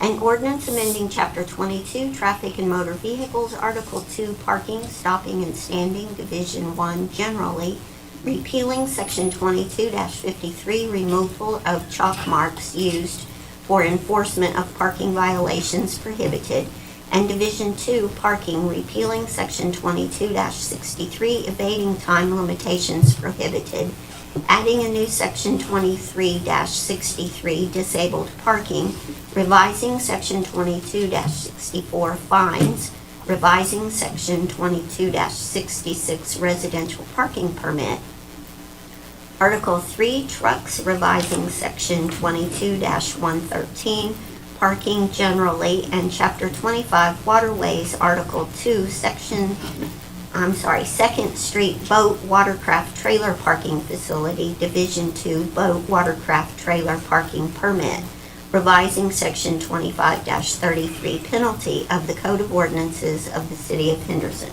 Do we have a motion to approve? So moved. Do we have a second? Second. I know we spent quite a long time discussing this over the past several meetings, but does anyone have any comments, questions, or suggestions before we vote on this first reading? Roll call, please. Commissioner Thomas? Aye. Commissioner Pruitt? Aye. Commissioner Witt? Aye. Commissioner Vowles? Aye. Mayor Staten? Aye. Next up, we have a municipal order approving the ratification of easement. Municipal Order Number 34-24, municipal order approving ratification of easement by the City of Henderson for property located at 6251 Kentucky Route 425 Henderson Bypass, known as parcel number 46-19.2, and authorizing the mayor to execute the document on behalf of the city. Motion to approve, please. Move. Do we have a second? Second. Comments, questions? One thing I'd like to point out, this is something that probably has never crossed the bench before. It is tied to Henderson Municipal Fire and Lights solar project, and what I would probably defer to Dawn, let her explain why we're doing this. So, this is actually on the Pratt property, but remember, we own the Pratt property. There were some easements on that property, but when Pratt was putting in the road, it became obvious that we needed to move those easements. Those easements are necessary to cross over to the adjoining property. That's where the solar farm is. So these are three-way easements almost, and because they're so much money reliant upon the solar investment in those next properties, we are going through the whole process here of ratifying and moving council on this. All right. And I just want to further, there'll be additional information coming forward in the near future on a related subject matter regarding this solar development on the Francis Farm. Do you have any other questions, comments? Roll call, please. Commissioner Thomas? Aye. Commissioner Pruitt? Aye. Commissioner Witt? Aye. Commissioner Vowles? Aye. Mayor Staten? Aye. Next up, we have a municipal order approving the estoppel certificate for this specific easement. Municipal Order Number 35-24, municipal order approving estoppel certificate by the City of Henderson relating to an easement on property located at 6251 Kentucky Route 425 Henderson Bypass, known as parcel number 46-19.2, and authorizing the mayor to execute the document on behalf of the city. Do we have a motion to approve? So moved. Second. We have a motion and a second. Any comments, questions? Roll call, please. Commissioner Thomas? Aye. Commissioner Pruitt? Aye. Commissioner Witt? Aye. Commissioner Vowles? Aye. Mayor Staten? Aye. Next up, we're moving on to bids and contracts. And before we go to the next one, Dawn, I've got one sheet that said we're voting on a municipal order for stop loss and organ transplant. The The other one says that we're voting on each individually. Which one is that? Individually. Contract for, they are two different. Two different, policies. okay, thank you, thank you, thank you, Marie also. Make sure that we get each covered. All right. This is sort of time sensitive. Every year we have the same situations. Gotcha.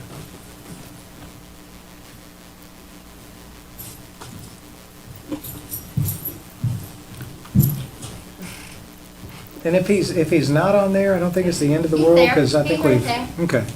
About to say, we've all read everything, we may not actually need him unless there are any questions, but I'm glad to see he's there. All right, so first up, we have a municipal order awarding the purchase of stop-loss insurance. Municipal order number 36-24, municipal order awarding contract for City of Henderson stop-loss coverage or reinsurance. We have a motion to approve, please. Do we have a second? And we do have Benji on the line. Are there any questions or comments for Benji? I think we have enough to go ahead and move forward the vote. Can we have a roll call, please? Commissioner Thomas? Aye. Commissioner Pruitt? Aye. Commissioner Witt? Aye. Commissioner Vowles? Aye. Mayor Staten? Aye. Next up, we have a municipal order on the organ transplant policy. Municipal order number 37-24, municipal order awarding contract for renewal of City of Henderson's organ transplant policy. Do we have a motion to approve, please? So moved. Do we have a second? Second. Any comments or questions for Benji? Benji, thank you for joining us today. Is there anything you're just dying to tell the commission before we take this vote, sir? He's waiting. Well, I said City of Henderson's a great place to visit, and I'm looking forward to coming back. Hey, man, hey, you should consider buying a short-term rental property. Play barbecue tonight. There we go. All right, can we have a roll call, please? Commissioner Thomas? Aye. Commissioner Pruitt? Aye. Commissioner Witt? Aye. Commissioner Vowles? Aye. Mayor Staten? Aye. Next up, we have the city manager's report. I have 3 items today. First, I would like to ask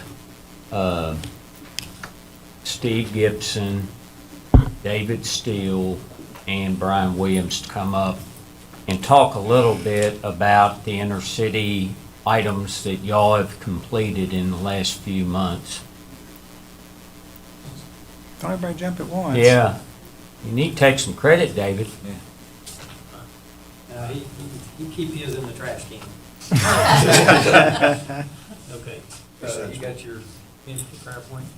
I don't know, if you guys don't know Steve Gibson is our street and traffic control superintendent with the City of Henderson. And Steve has been in charge of kind of overseeing the spending of the money allotted for the inner city and working on the alleys. He's gonna kind of give you a little brief run by of how we went about doing it and the way we went about doing it and saving money too, and kind of how we stand at the end. So, go ahead, sir. All right.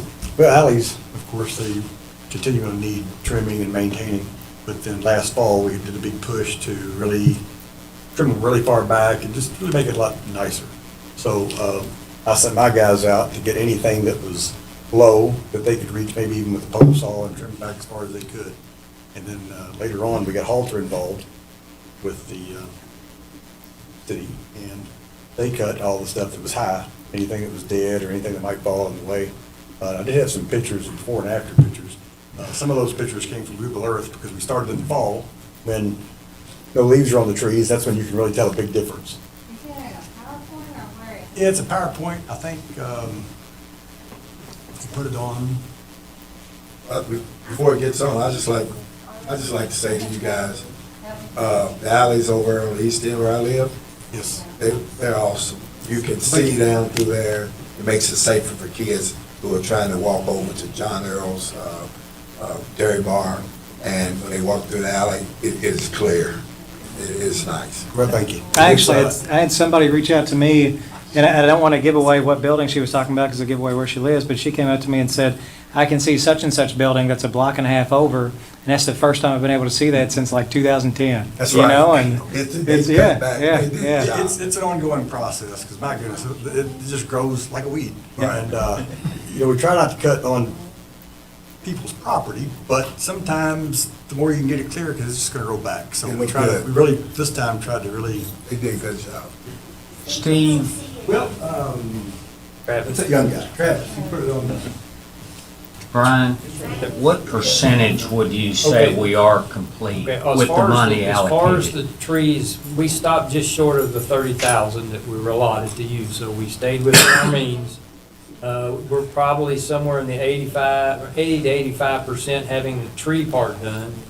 As far as doing the grading and the patching in the alleys, we're probably in that 60% range on that. So as far as where we still like in the inner city, we still like the area from Clay Street to Washington Street, roughly Green to Atkinson Street. Kind of like that wedge still to go.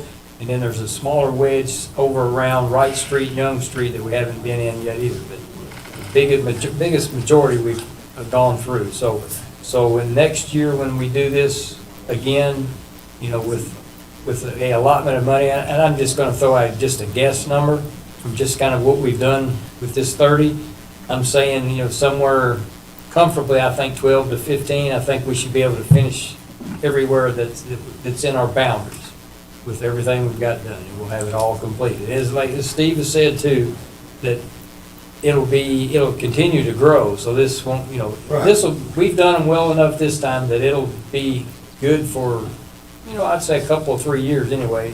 And then the next time we maintain, if we, it'll be a little easier to do. And the thought is, once we get done here, once we kind of get through our summer work and we have a little more free time, we're going to extend in to go into other areas with our crews and work on, other parts of the town as well, which it needs it too. And then we'll kind of go from there. But that's Maybe, kinda how correct me if I'm wrong, I think it's the first time we've ever done it this extensively. maybe this extensively. Right. I see things I ain't never seen before. Yeah, and I think, and to expand on what Brian's saying, a lot of the thought process that came out of that, because I was on the infrastructure group with David and Buzzy and a bunch of others. Some of the thought process that came out of that is we're going to spend some extra money over and above what we would normally do, try to get the alleys in really good shape, basically, with the grading and with the tree cutting and lighting, stuff like that. And then once we get them to that spot, make sure we sit down and figure out a really good preventive maintenance schedule. And then also David Steele has worked on an app that we might be able to use in the future to where once we get them up to this level that we want them at, then the neighbors and to the alleys will be able to report on this app if there are any issues that need to be immediately addressed outside of the preventive maintenance schedules. So while we're waiting, just to say, a quick update is, probably some of you are aware, we're doing concrete work on Barrett Boulevard. We're still doing our sidewalk on Mill Street, inner city project. Right now, we've completed from Clay Street to Loeb. We still have to go from Loeb to Pringle, but we should have that done before the end of June. And we're also working on a section of sidewalk on North Elm Street that will extend up to about Rooney Drive at some point. Right now, we've gone about as far as we can on that without getting some right of way. David, I want to give you your flowers. I cut a lot of grass in the neighborhood. I'm cutting grass, and I come back around the house, and there's David with a woman whose garbage can, some kind of way, I don't know what happened to it. It just got, it just got smashed, and he shows up, and took care of her and fixed the garbage can, and she told me, she said, that guy was real nice, wasn't he? And I didn't get a chance to see you after that, but hey, great job. Overall, just so you know, you might hear otherwise from some people, but overall, we are real nice and we do more than what's required. Right, because I know I've seen you show up when somebody else could show up. But I mean, some But he showed up. people just. And I tell you what, rather than continue, because it's a long meeting, I trust that you have some really good pictures, but we'll just have to forego those this time and just move along to the next topic. Real quick though, I want to say thank you to these two guys, and David in the back won't come up here, but David has ordered the garbage cans for the inner city, right? We're finalizing that on the colors. Good enough. The point I'm getting to, they have helped push these inner city projects forward and are getting them done, and I'm proud of them for what they've done. they've taken the initiative, and just want to say thank you to you and your staff for supporting the effort. You're welcome. Thank you all very much. Thank you. I know it's kind of We'll let you know where the pictures are. I know this is kind of unorthodox, but given the timing of where we're at in the meeting, do you mind if I move forward with my ask of the commission? Yes. And then we can continue on with the city Yes. manager's report? Since we're on the subject of the intercity improvement plan, I know you all are aware that Dawn Kelsey, end of last year, beginning of this year, brought us an application for the National Civic League award for the All-America Cities Award. And it showed all the criteria for the award. And she said that she thought that the intercity improvement plan that we had matched up really nice with the criteria, and we should think about applying. So we applied. There's no way for me to verify how many people applied, but in years past there have been more than 500 cities and municipalities and stuff that have applied. And out of everybody who applied, we were picked as one of the 20 people or municipalities or areas that are going to go to Denver to compete to win one of 10 National All-America Cities Awards. The reason I bring that up is because the presentation part is much, much more than we could have ever imagined in terms of what we have to do. And I wanted to just real quickly, I want to read a list of names. And so far, we're in the process of finalizing these names, but we have a team of around 18 people so far who are going to go to Denver in June to compete on behalf of the city for this award.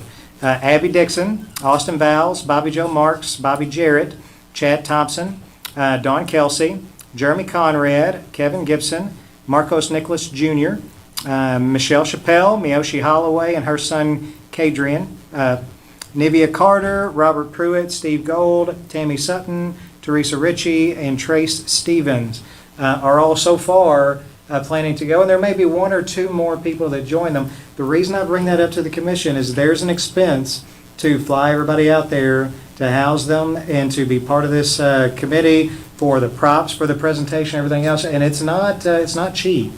And so we have to give Buzzy permission to do a budget amendment to allow for us to compete in this thing. And so, Dawn, you want to talk a little bit more about what all we need to pay for and where the costs came in at? Sure. So we, and actually I have to give props to Teresa Ritchie.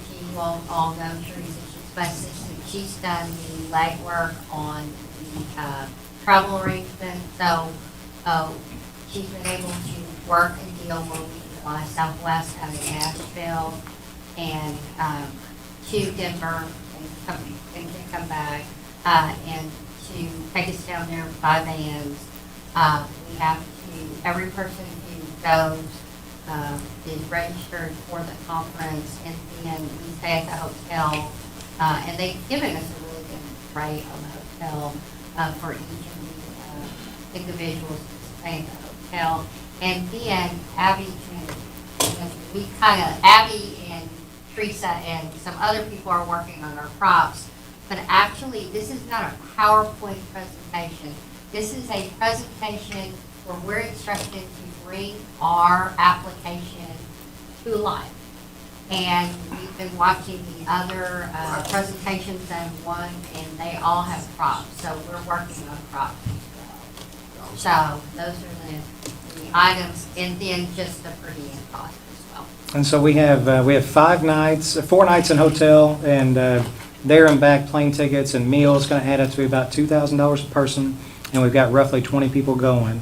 And so in order to be able to make this happen, we need permission we actually need a motion on behalf of somebody on the commission to commit to a figure not to exceed $40,000 to participate in the National Civic League Conference and All-America Cities competition.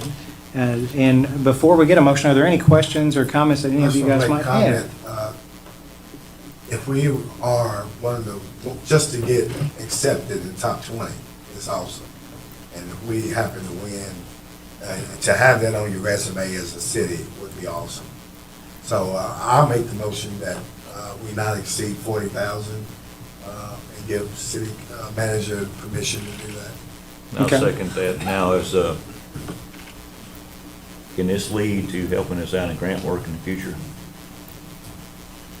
Dawn's shaking her head, yes. Yes, and in fact, in the, you'll receive a shield, kind of like Tree City, All American City, and you can put that up, and most cities just leave it up indefinitely.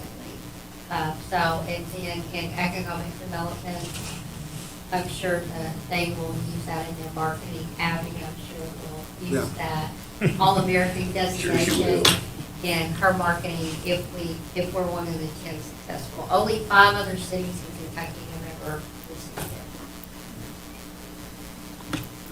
it. Okay, well, we have a motion and a second, so can we have a roll call, please? Commissioner Thomas? Aye. Commissioner Pruitt? Aye. Commissioner Witt? Aye. Commissioner Vowell? Aye. Mayor Staten? Aye. We have 2 more items on the city manager's report. Thank you for letting me cut in. Quickly, Dylan, could you do the aerial presentation and a narrative of the progress of the sports complex? I'm just going to have a video playing in the background. Big thanks to David Still and Mark Simmons for taking this aerial footage. And so really the point of this presentation is just to show you all kind of where we're at. As you can see on the left of the screen, that's the big parking lot that we added that's going to be to the south of the multipurpose fields. As you see the green right there, those are the 2 additional multipurpose fields that we've added. Kind of in the background there, I'm going to skip through a little bit. You can kind of see, you can see on the right side of the screen all the trees that we recently installed. I think in total we ended up installing about 550 trees. Those things will grow pretty quick, but when you go out there, it does create a nice little scene. And then on the left side, all that rock, you can see where the field goals are right there. That's the turf multipurpose field going to the back of the property. This is the maintenance building, so it's more or less complete. Still just a few things we've got to do there. Kind of behind the maintenance building in the upper right corner, that's the future high school size baseball field. And then, so we're going on our backs right now is the Audubon Parkway. Okay, so going over here, this is to the right of that green area was future parking. So now we're getting into the quad area. So if you all have been out there recently, there's been a lot of work going on. Mark, I want to give kudos to him for a minute because he's been boots on the ground. Every day they're out there working. He has saved me from a lot of headache and has taken a lot of. We couldn't have done this project without him, so I want to give him kudos while he's here. He's the one answering the daily, probably 50 questions a day. He gets to deal with all the contractors and subcontractors. And today we had bases going in for parking lot lights. We had bases going in for field lights. The gas company's been out there. The turf company's out there. You can see that 2 of the fields have turf laid. They're at the top of the screen. You can see they're continuing to prep the 2 bottom fields. The concession stand in the middle is nearing completion. And you can see we've still got some seeding and straw that needs to be done. And we're kind of reaching the tail end of the spring season where we can do that. So we'll continue to do what we can on that, but some of that will come in the fall. I believe, Mark, you said that they've actually completed the infill on one of the turf fields. So besides putting up the fabric on the fencing, though, at least one field is almost complete. And they just started laying turf last week. So they're making a lot of progress. You can see there on the kind of upper right part of the screen, that's the future quad. So we're going to grade that so that you can fit, until we develop it further into whatever it's going to be. That will hold approximately 2 more full-size multi-purpose fields in the interim. So we will probably seed those this fall, and those will be ready for play after that point. Is this a real? This is a real lens? drone footage. Isn't it? It looks beautiful. So and you can kind of see it on here, but the turf that we got, it does have multiple colored, and that was the way it was spec'd, and so it really has the nice, multiple, like you go to a nice field and you see like that cross pattern. Well, we've got kind of that effect here with the 2 rows of grass. So it's, we've still obviously got some site work to do. There's going to be a lot of progress in the next couple months as weather allows and as things get warmer. But the fields themselves, the artificial turf fields, they're right there. we're getting close on those. So I expect the turf will probably be down, probably the rest of the fields, probably the next 2 weeks or so. They move pretty quick. Yeah, because they've already done, just in a week, they started, I think, on Tuesday of last week, roughly. So that's really all we've got. Just wanted to give you all an update. I'm sure I'll be back in the future with a few more updates as we proceed on, but that's where we're at. And once again, thanks to David Steele for preparing the video and Mark for getting it as well. And things are really starting to take shape out there. That's awesome. I just want to let this commission know, thank you guys for investing in our youth. This right here, it's nice. You see bullpens? That's right. This is going to be We got nice. fields, got bullpens. Yeah. Yeah. Turf ball. And it's in Henderson, Kentucky. Yeah. And I get a lot of comments. I always tell people, I'm like, oh yeah, they ask me what I do, and I say, oh yeah, I work at the city of Henderson, and the sports complex. That's my project, and they all know. If they're from this region, they know what project I'm talking about. And that's pretty cool. Take pride in it. So. And one of the great things when we originally started talking about the different areas where we were going to put this thing, one of the things that stuck out about this area was that it had frontage on Airline and backed up to Audubon. It's been a while since I've been on Audubon Parkway until this past weekend, but when you come back, you can really, really see this thing, like really, really well from the Parkway. I like that a lot, yeah. Good deal. Thank you, sir. Yep, you're welcome. Thank you, Bill. Thank you. You have one more thing? Really, the only other thing I'll say, we will have a budget workshop in May, it'll be the third Tuesday. My question of y'all, do you want to start early to be done by 5 o'clock? If we do, I'd suggest we start at 1. If not, we could go 2 to 6, but I'm guessing 4 hours it will be the length of time we need to get through the budget. I will say this, y'all have already gone through the draft, so going through the final may go much quicker than what I anticipated, so up to y'all. That's all they want. Get out there. I'm good with that. Can you make Yeah. Yeah. Can you make it me? Austin, you good at 1 o'clock that day? that's fine. I can do 1 o'clock, it's fine. What day was this? 21st of May. I think it's right, 21st? Yes.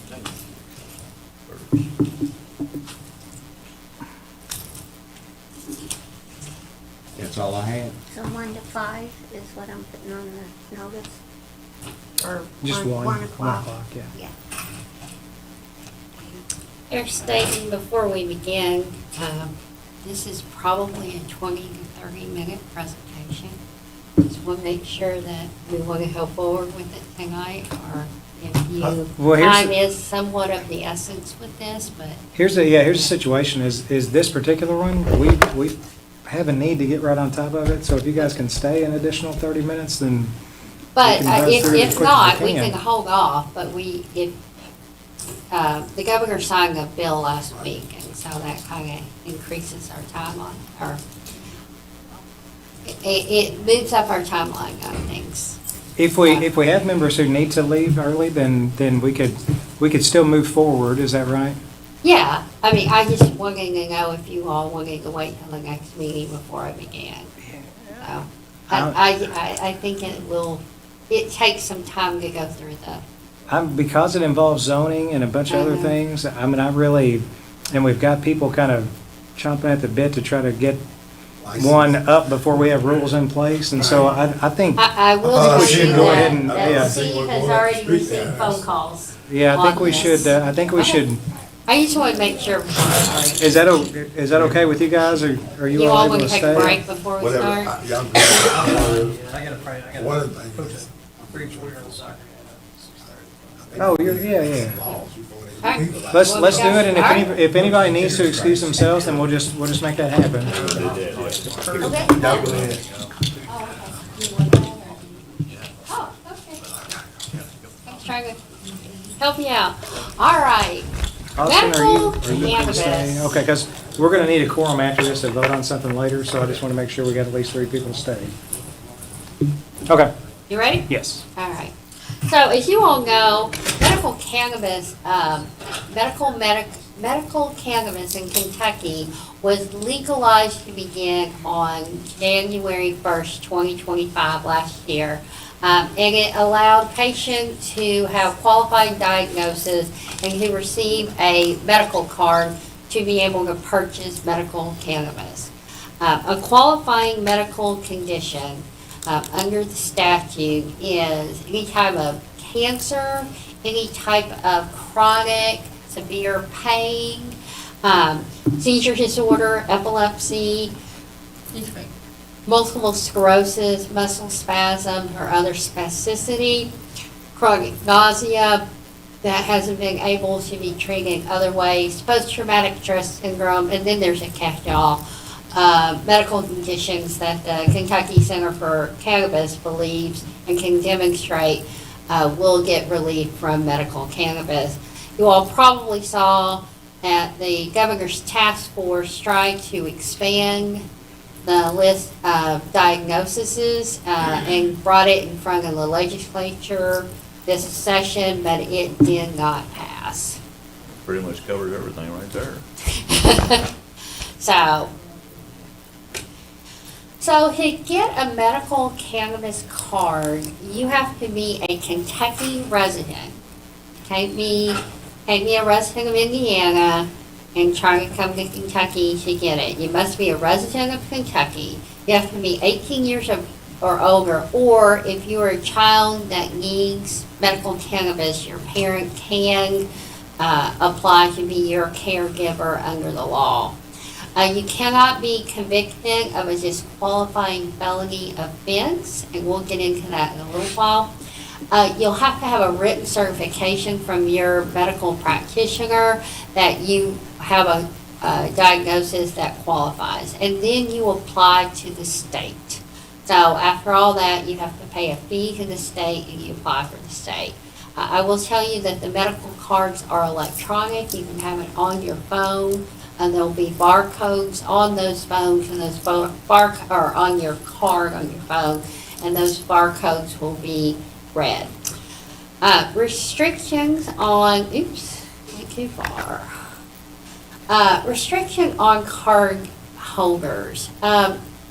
You cannot operate a vehicle, a boat. There's a whole list of things that you cannot operate while you're under the influence of medical cannabis.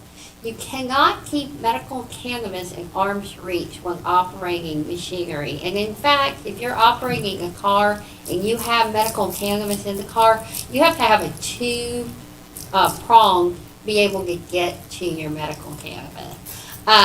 You cannot possess medical cannabis on school property unless it's through the exemption that the school nurse has it.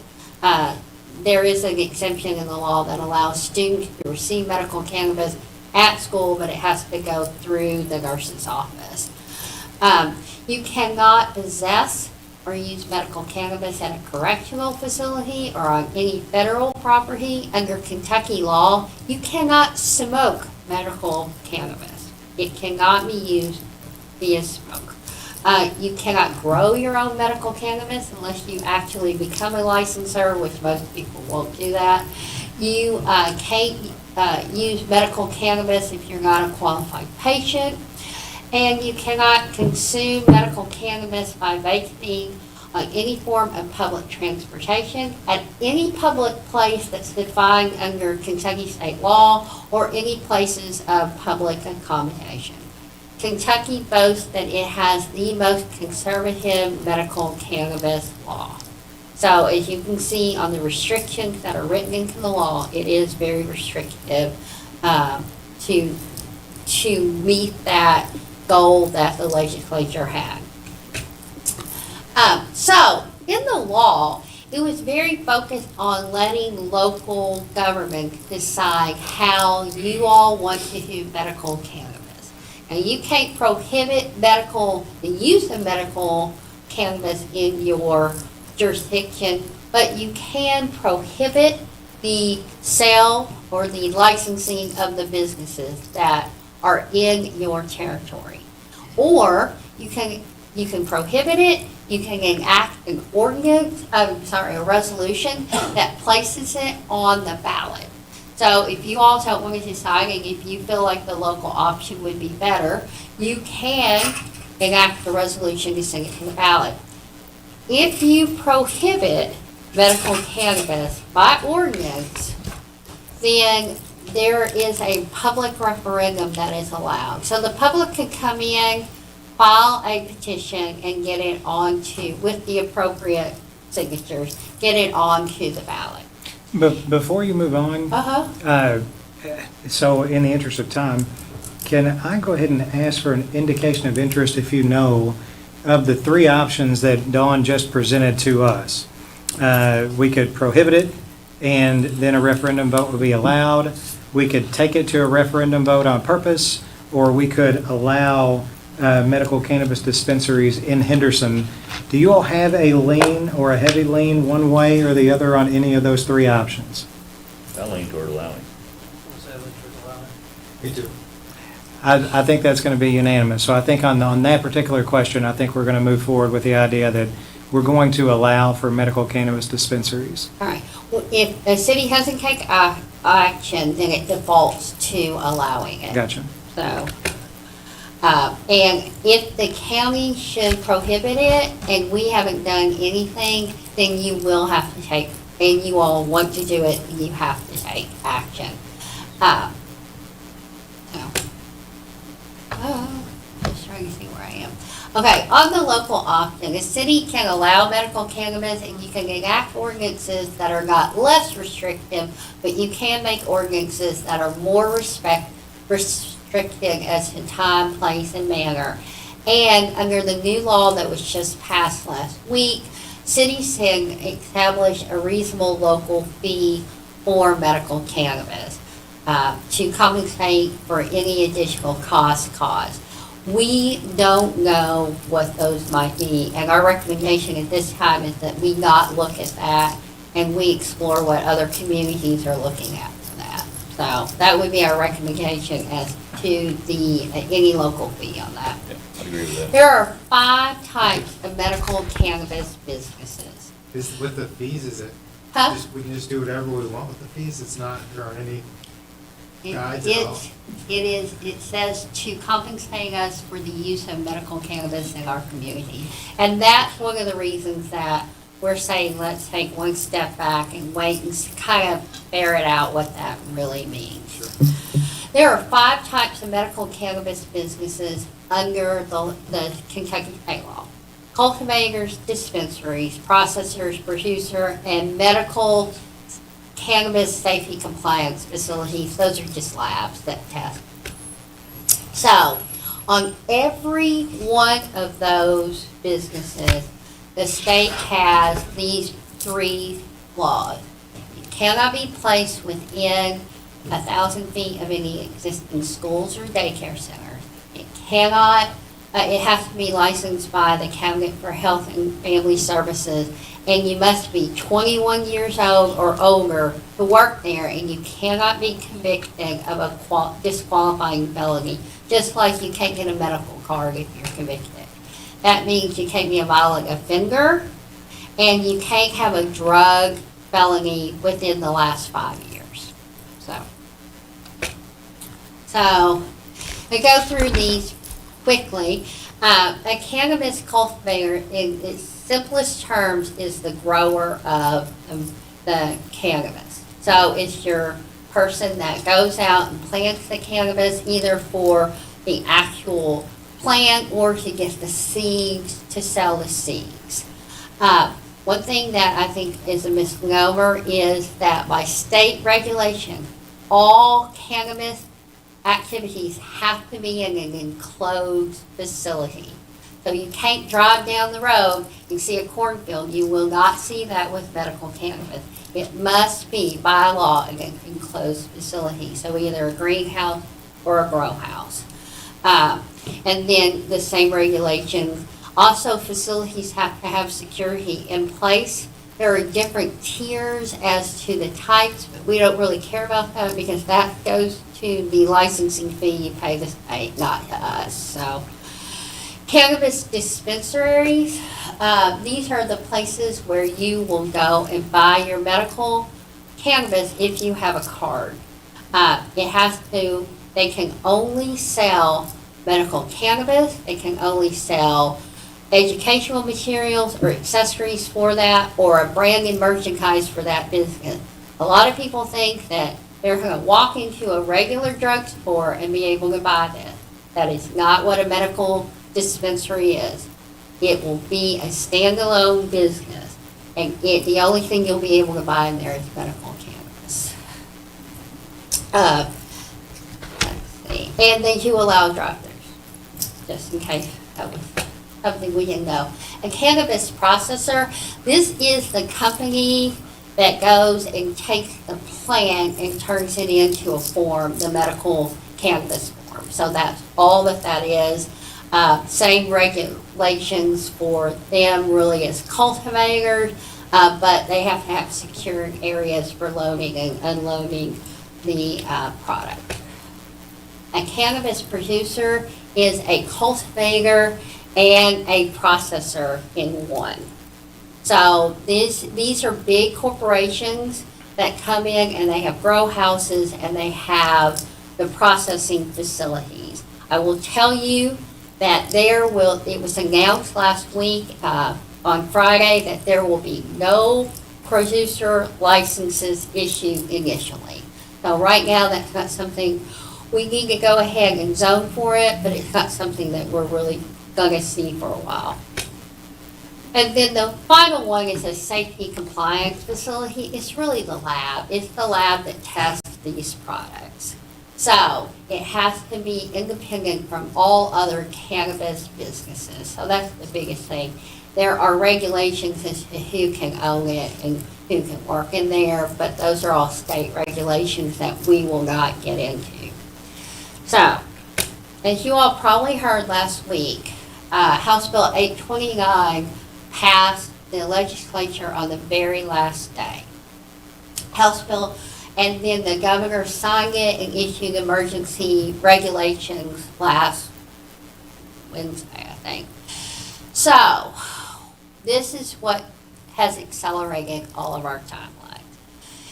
Under the current law before last week, medical cannabis cannot be grown, it cannot be processed, no licenses could be released before January 1st. And you could buy it before January 1st of 2025. Well, obviously that's not going to work if people want it on January 21st, or January 1st, 2025. So they accelerated the timeline for licensing. So now the timeline will really begin, the licensing process will really begin in July. But the House bill provided that if local governments prohibit cannabis in its jurisdiction by January 1st, 2025, the businesses won't be able to operate. And if they change their zoning prior to January 1st, 2025, those new businesses will be subject to any zoning. What the mayor and Buzzy and I talked about is we want to be business friendly, but we want to be ahead. So if people want to make the investment and you all want medical cannabis businesses, we want to be able to say on July 1st, these are the areas that you can be in our community and apply for these licenses. So that's really what's got us on this accelerated timeline. So last week, the emergency regulations that came out for House Bill 829 established regions in the state. There are 11 regions in the state. We are in Green Rivers region, along with our normal partners, Davis, Hancock, McLean, Ohio, Union, and Webster. What they have said is initially, and this is the July 1st through August 31st time period when they will start accepting licenses in, license application. 4 dispensary licenses will be issued per region, except for Louisville and Lexington, of course. So, out of the 11 counties and all the cities in them, only 4 dispensary licenses will be issued. For other cannabis businesses, there won't be a restriction on licenses. I think the investment is so great that they don't feel they need it. So, if the Board of Commissioners wants to allow medical cannabis, which you've all already said, then we need to look at zoning ordinances. Oh, and Buzzy asked this question, and I should have said that. If more than one, if there are multiple licenses, applications made for a dispensary, they're going to do a lottery. But under no circumstances will there be more than one license per county. No more than 4 per region, no more than 1. So that will be a lottery. And you understand she's talking about dispensaries, and, or she's Dispensaries not only. talking about dispensaries, you're talking about cities or municipalities, like the one license per city, but there Right. could be multiple dispensaries. Yes. Okay. Yes, so you'll only have 1 dispensary per county in that lottery. So let's say, Rodney, that there's 5 licenses for Henderson County, and there's enough for the other counties, let's say, you know, then there'll be a lottery through those 5 licenses, so. and- All those 11 regions, or 11 counties, all those counties right there, only 4 licenses, Only 4 licenses for all of those counties. all of them. So if everybody applies in all those counties, it goes to the lottery for that too. I'm assuming. And it's not I first don't come, know first that served. answer. Okay. Yeah, Where's- my understanding is it's lottery. Okay. Now, Dorsey That's Ridley for the- is that's on just- our, that's is. just for the- That's just for the initial but- phase, right? Right. Oh, okay, okay. And so what they're going to do, my understanding from the work group meeting is they really want to get these initial licenses out and see if they need more licenses, or if this will take care of the amount of people who need Right. medical amount. Makes sense. Dawn, for Cannabis. point Uh-huh. of clarification. Sure. This board is in support of it. Mhm. What happens if the county, If the Goes- county says says no. no, then we're gonna talk about zoning in a minute, but what we would do is we'll go ahead and prepare an ordinance to allow it as part of our zoning ordinance, and then we wouldn't have to take any additional action. okay, But if we just do nothing and we don't put any zoning in, and the county disapproves it, then we would have to pass an ordinance. okay. Next, we already talked about that, so medical cannabis. We've had a work group looking at this for some time. And so we, knowing that these were coming, we've worked on what we think would be the appropriate zoning ordinances for these. So, first thing we did is we took the 1,000 feet and we plotted them on a map. As you can see on that map, the CBD is done. There are so many daycares and schools around here, CBD, and when we really started plotting it business-wise, it really became highway commercial was the place that you were going to be able to do it.